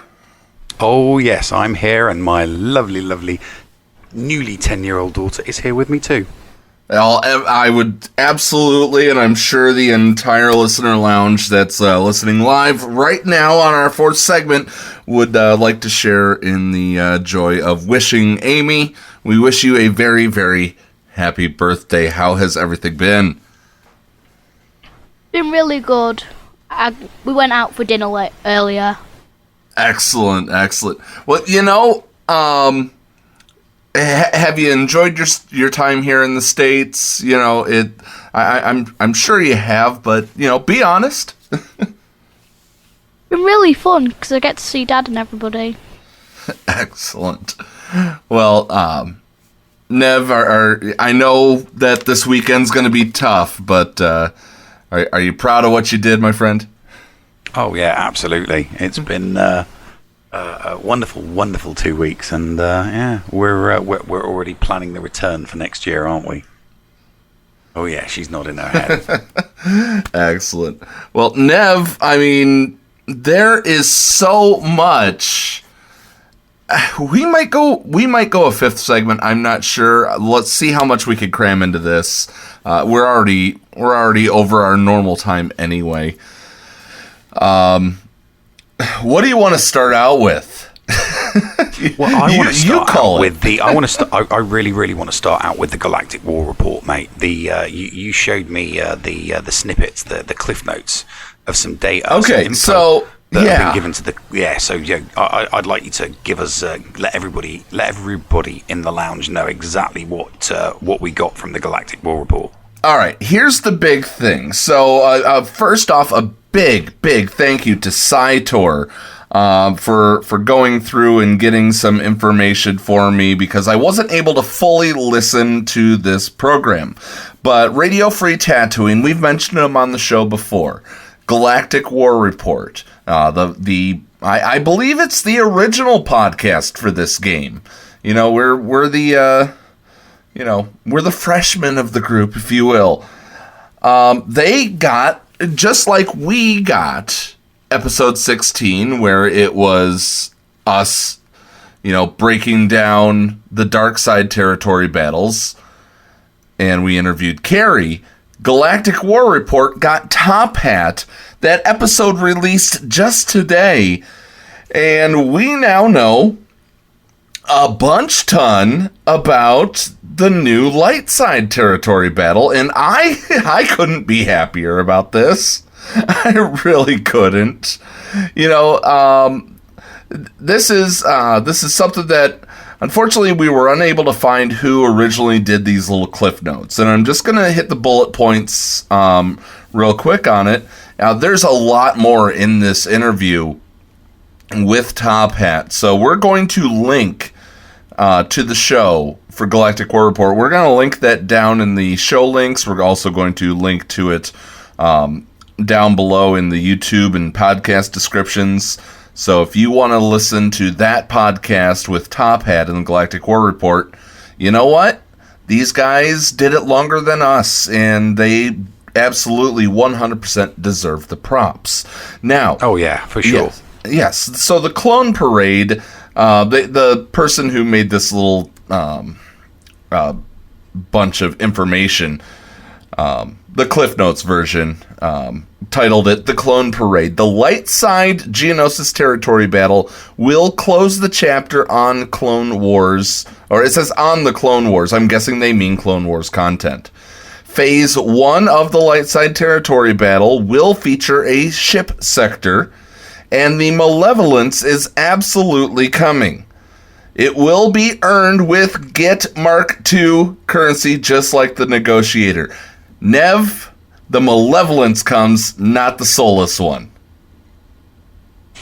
Well, let's just wait and see, because if it is true. I mean, we have different versions of Hans and things like that. And exactly. I think it was it was either the last episode or 2 episodes ago that I talked about, ways to kind of limit theory crafting or encourage more theory crafting. But we all know that it summons Vulture droid ships, just like the Negotiator. Another thing is that Ki-Adi-Mundi is going to be your shard character. Mm-hmm. And it will be earned, and this is getting into the Saitor little notes that he gave us, so I can for sure tell you this is what I was told from Saitor, is that Ki-Adi-Mundi will be earned with the use of ARC Trooper. Now that worries me, Nev. That really worries me. Is it going to be any clone troopers? Is it going to be only 501st? And will it be passable if you don't have Boss Anakin?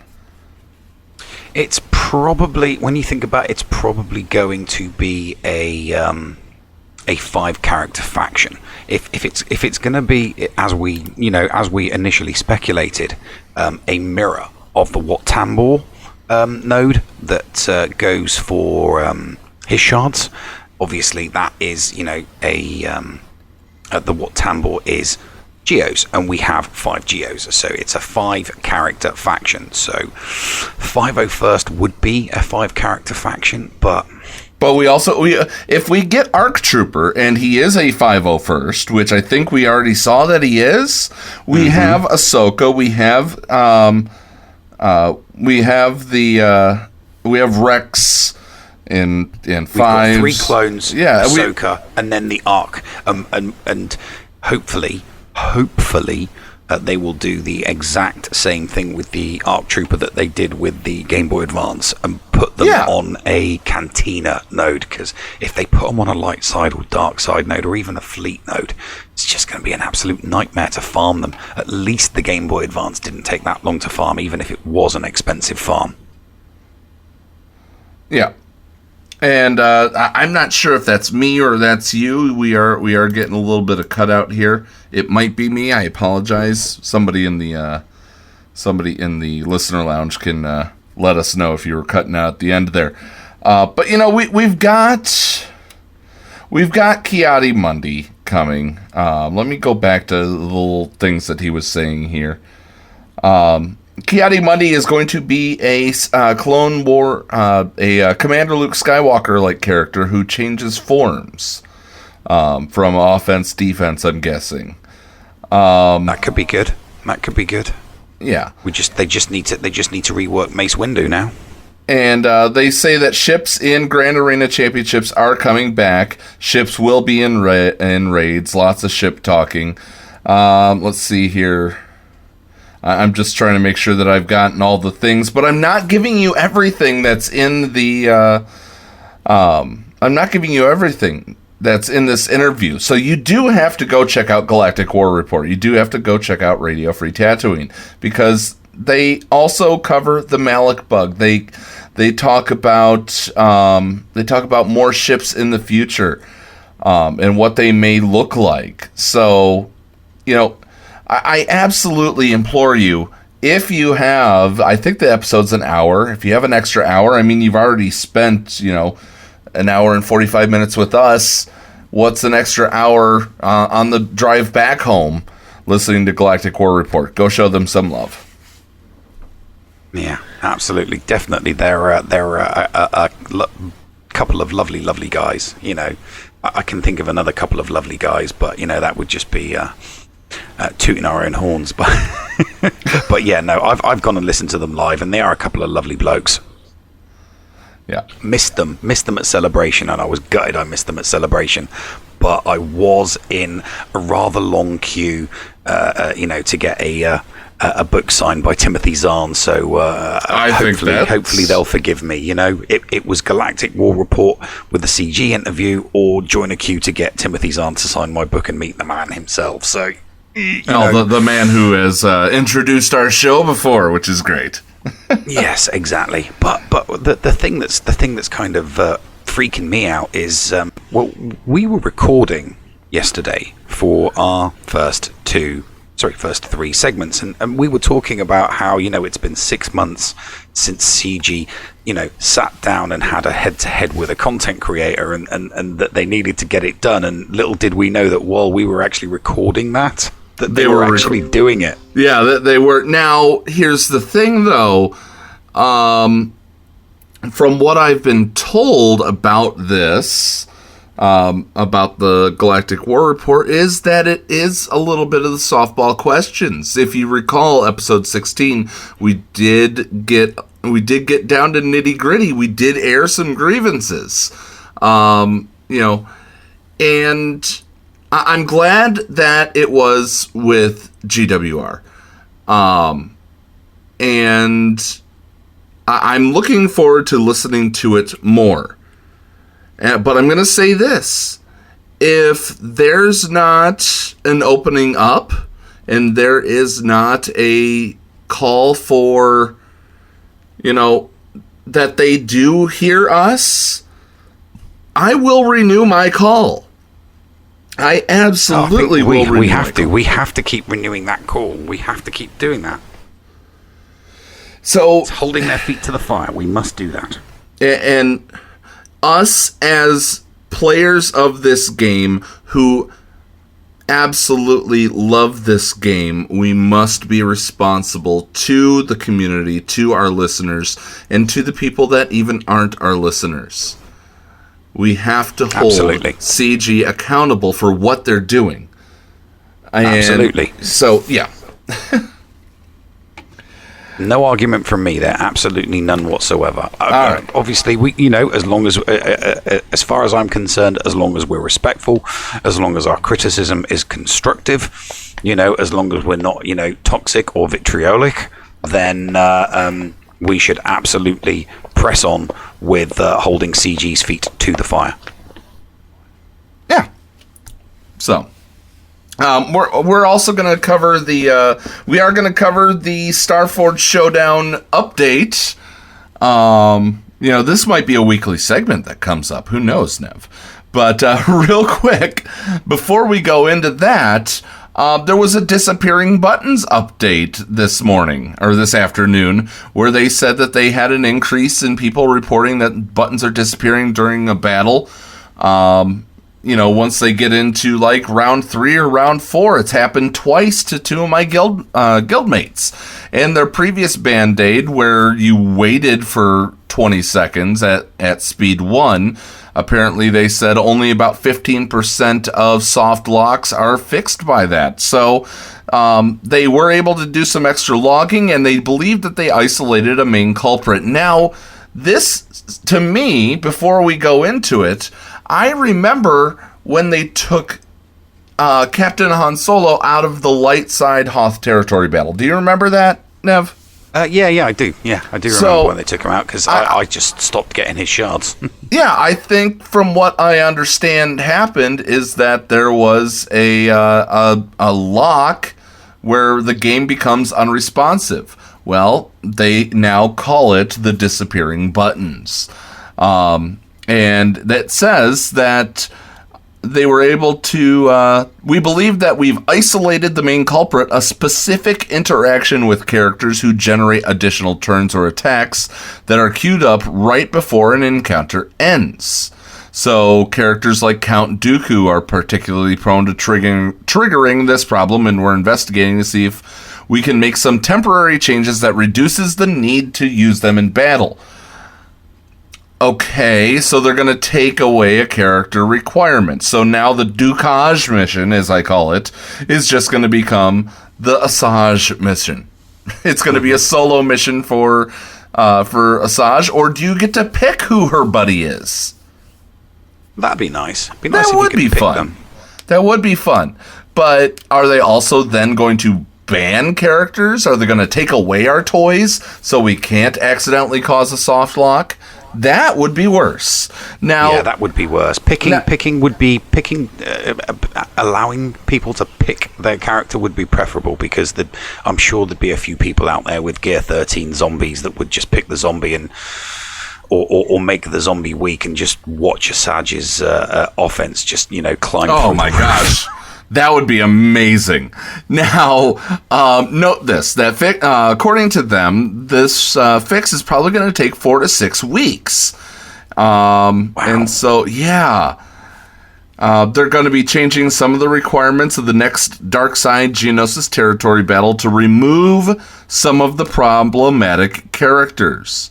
Those requirements will be reinstated once the fix is live. They said the same thing about Captain Han Solo.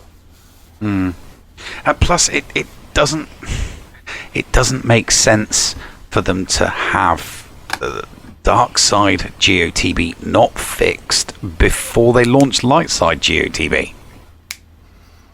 But if it's 4 to 6 weeks, then Nev, that puts it beyond the goal of November. Yeah. Having. Because come on, let's be honest here. I mean, the Lightside GOTB is going to, it's not going to be perfect, because people aren't testing it. So it's going to come out. It's going to have a couple of bugs, surely, because think how long the Darkside GOTB's out, and that still has bugs. So to have 2 TBs going simultaneously and both having bugs, it's going to bug the crap out of the player base. Literally bug the crap out of the player base. All right, so we've covered that. It's time for the elephant in the room, and the reason that McMull is joining us in the listener lounge, just listening to this, he wanted to know, and he wanted to see what our response was to the continued issues of the Starforge Showdown. Now, so apparently they posted, I don't know the exact times because the times are off on the forums unless I log in or whatnot. But at some point this afternoon, they said, guess what? We're going to pull down the Malak event again, because there is a particular set of circumstances, sounds like somebody's got a particular set of skills, where it's possible to get additional Malak shards that they didn't catch, and they're pulling the event down once again and monitoring the impact. I'm done with it now, mate, to be perfectly honest with you. It's working, it's not working, it's working, it's not working. They pull him down, they pull him, it's just it's just a complete and utter bird's nest now. So get this, Clash is saying that you did get 75 Malak shards. So, did you have Malak before Clash or not? And okay, so you did. What was the specific set of circumstances that caused it, by the way? And also, if anybody else that's currently listening has any questions, feel free to throw them in the listener lounge as I continue on with As the Malak Shards Turn. Now, they did the server update 30 minutes later. Apparently, the set of circumstances was not attempting it last week and doing it this week. Oh, that's great. That's great. Oh, it didn't show us a reward, but when it completed, it gave them to him. Okay. So, 30 minutes later, they went ahead and they said the server update is occurring now and the event has been turned off. They're investigating the issue. And then, here's the other thing. And this is what makes me worry, Nev. It says that that they also have removed Darth Malak from the Guild Event Token Store, and they'll review the issue on Monday. Nev, Monday. You know what, mate? I'm just the whole fiasco is just so confusing me now. It really, really is. It's that they can review it all they like on Monday. Just give it a damn fix, for goodness sake. I mean, how many times do they have to, shut something down and bring it back up. Why is it taking so? I mean, if it's going to take them 4 to 6 weeks to fix a bug in GOTB, how long? God knows how long it's going to take them to fix this. Yeah, it is honestly getting worrisome. But you know what? We love the game, and we'll see what they do to fix it. Now, are we going to be happy with it? I was happy with how I got mine, as far as I ended up getting enough guild event tokens to get Darth Malak the regular way.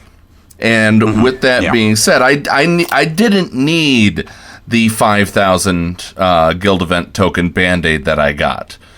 That's going to be nice. Sadly, I'm probably going to hoard the damn stuff, but we'll see.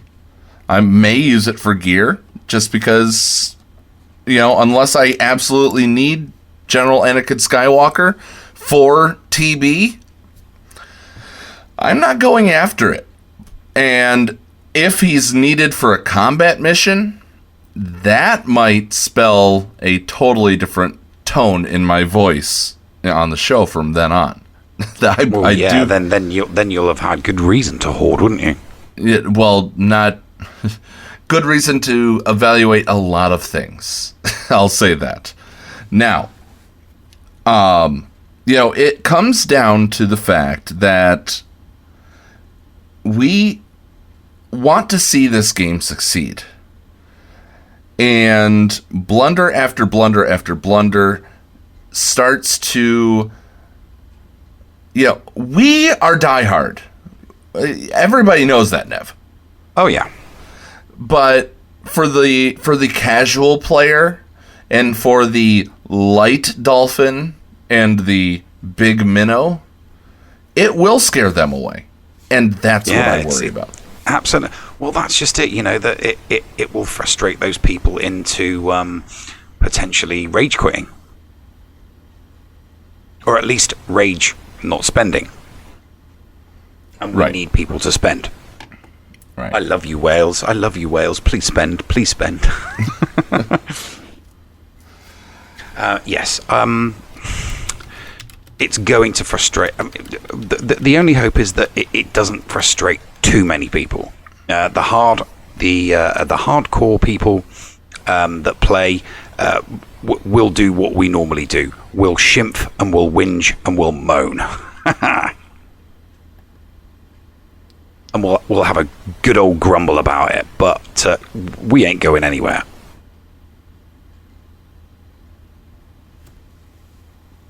Oh, have I lost Paul? No, you haven't lost me. It honestly, it's weird.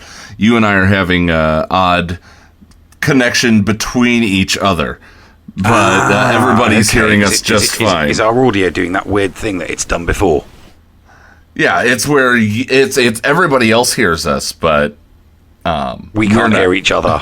we can't hear each other consistently. You pop in every so often. It's the RSG interview all over again.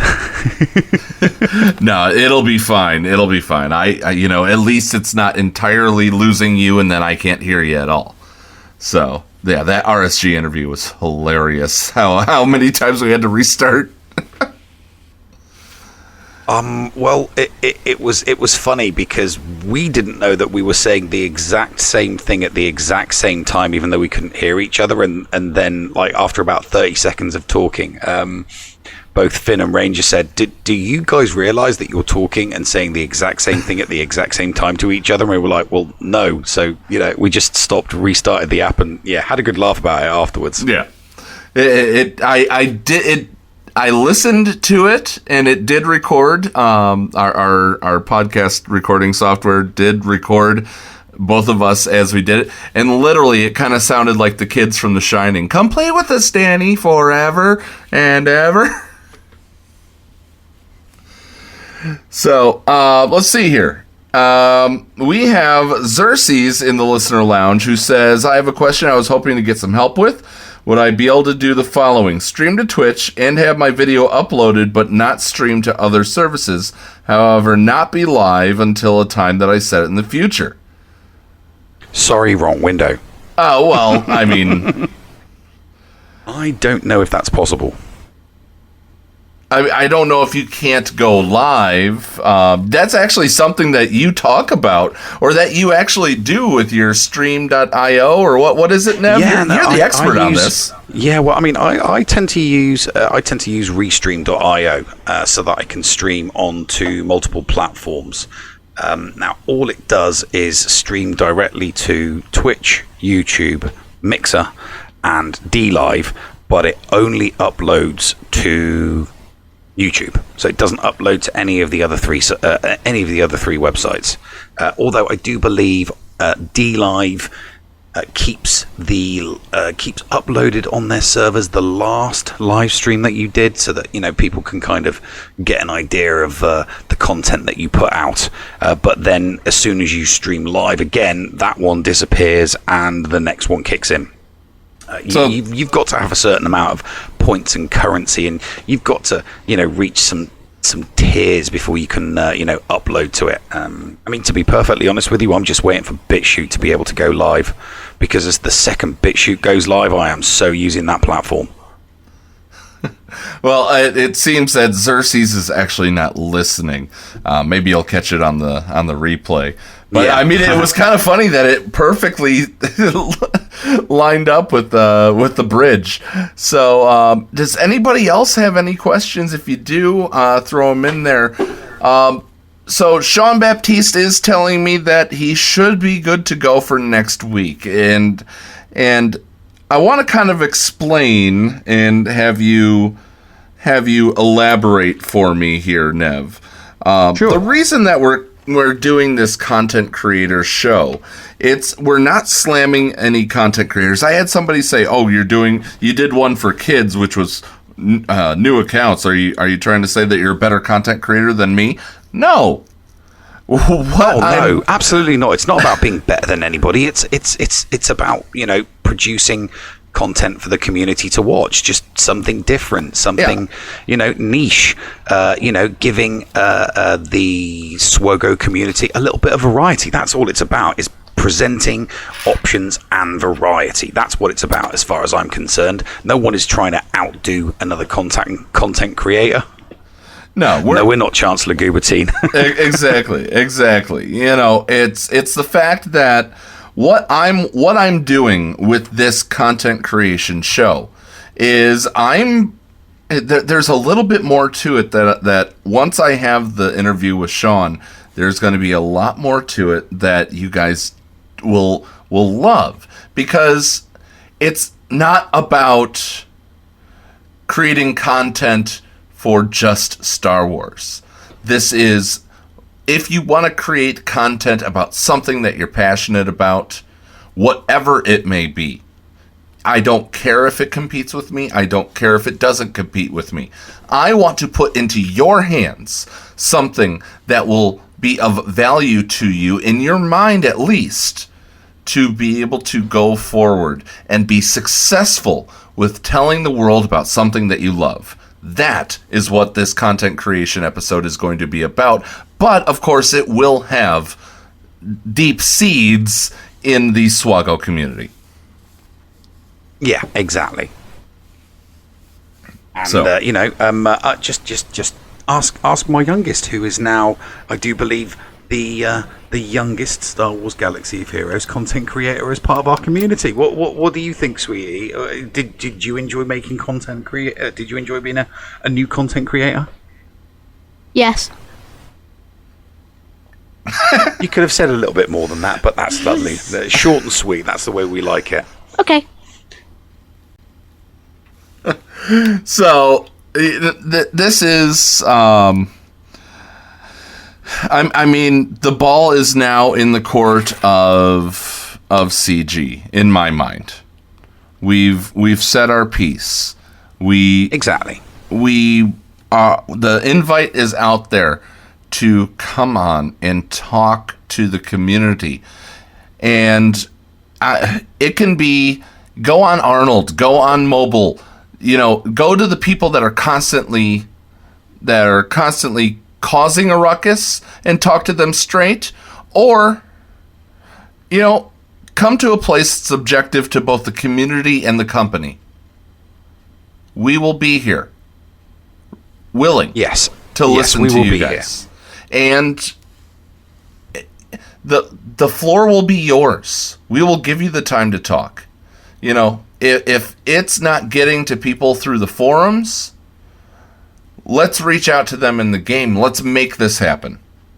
The ball is in your court, CG. Anything else to add this week? Because I mean, I think we've run the gamut, Neil. Yes, I think we have. I think I think it's run its course.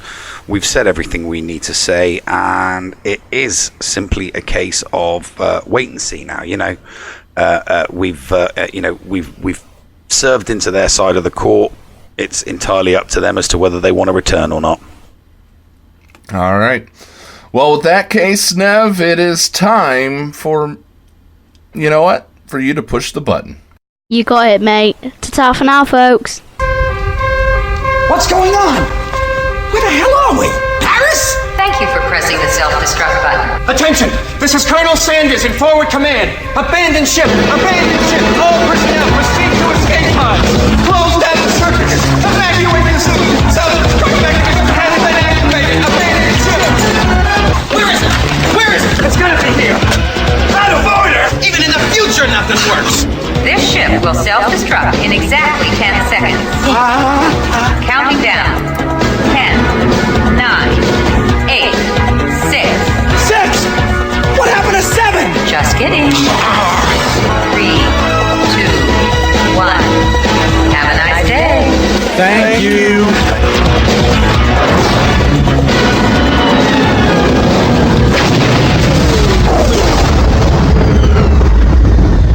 Hello friends, this is Thaddeus from Going Nerdy. The Escape Podcast was filmed in front of a live studio audience full of tweaked out murder bears. Sit, Ubu, sit.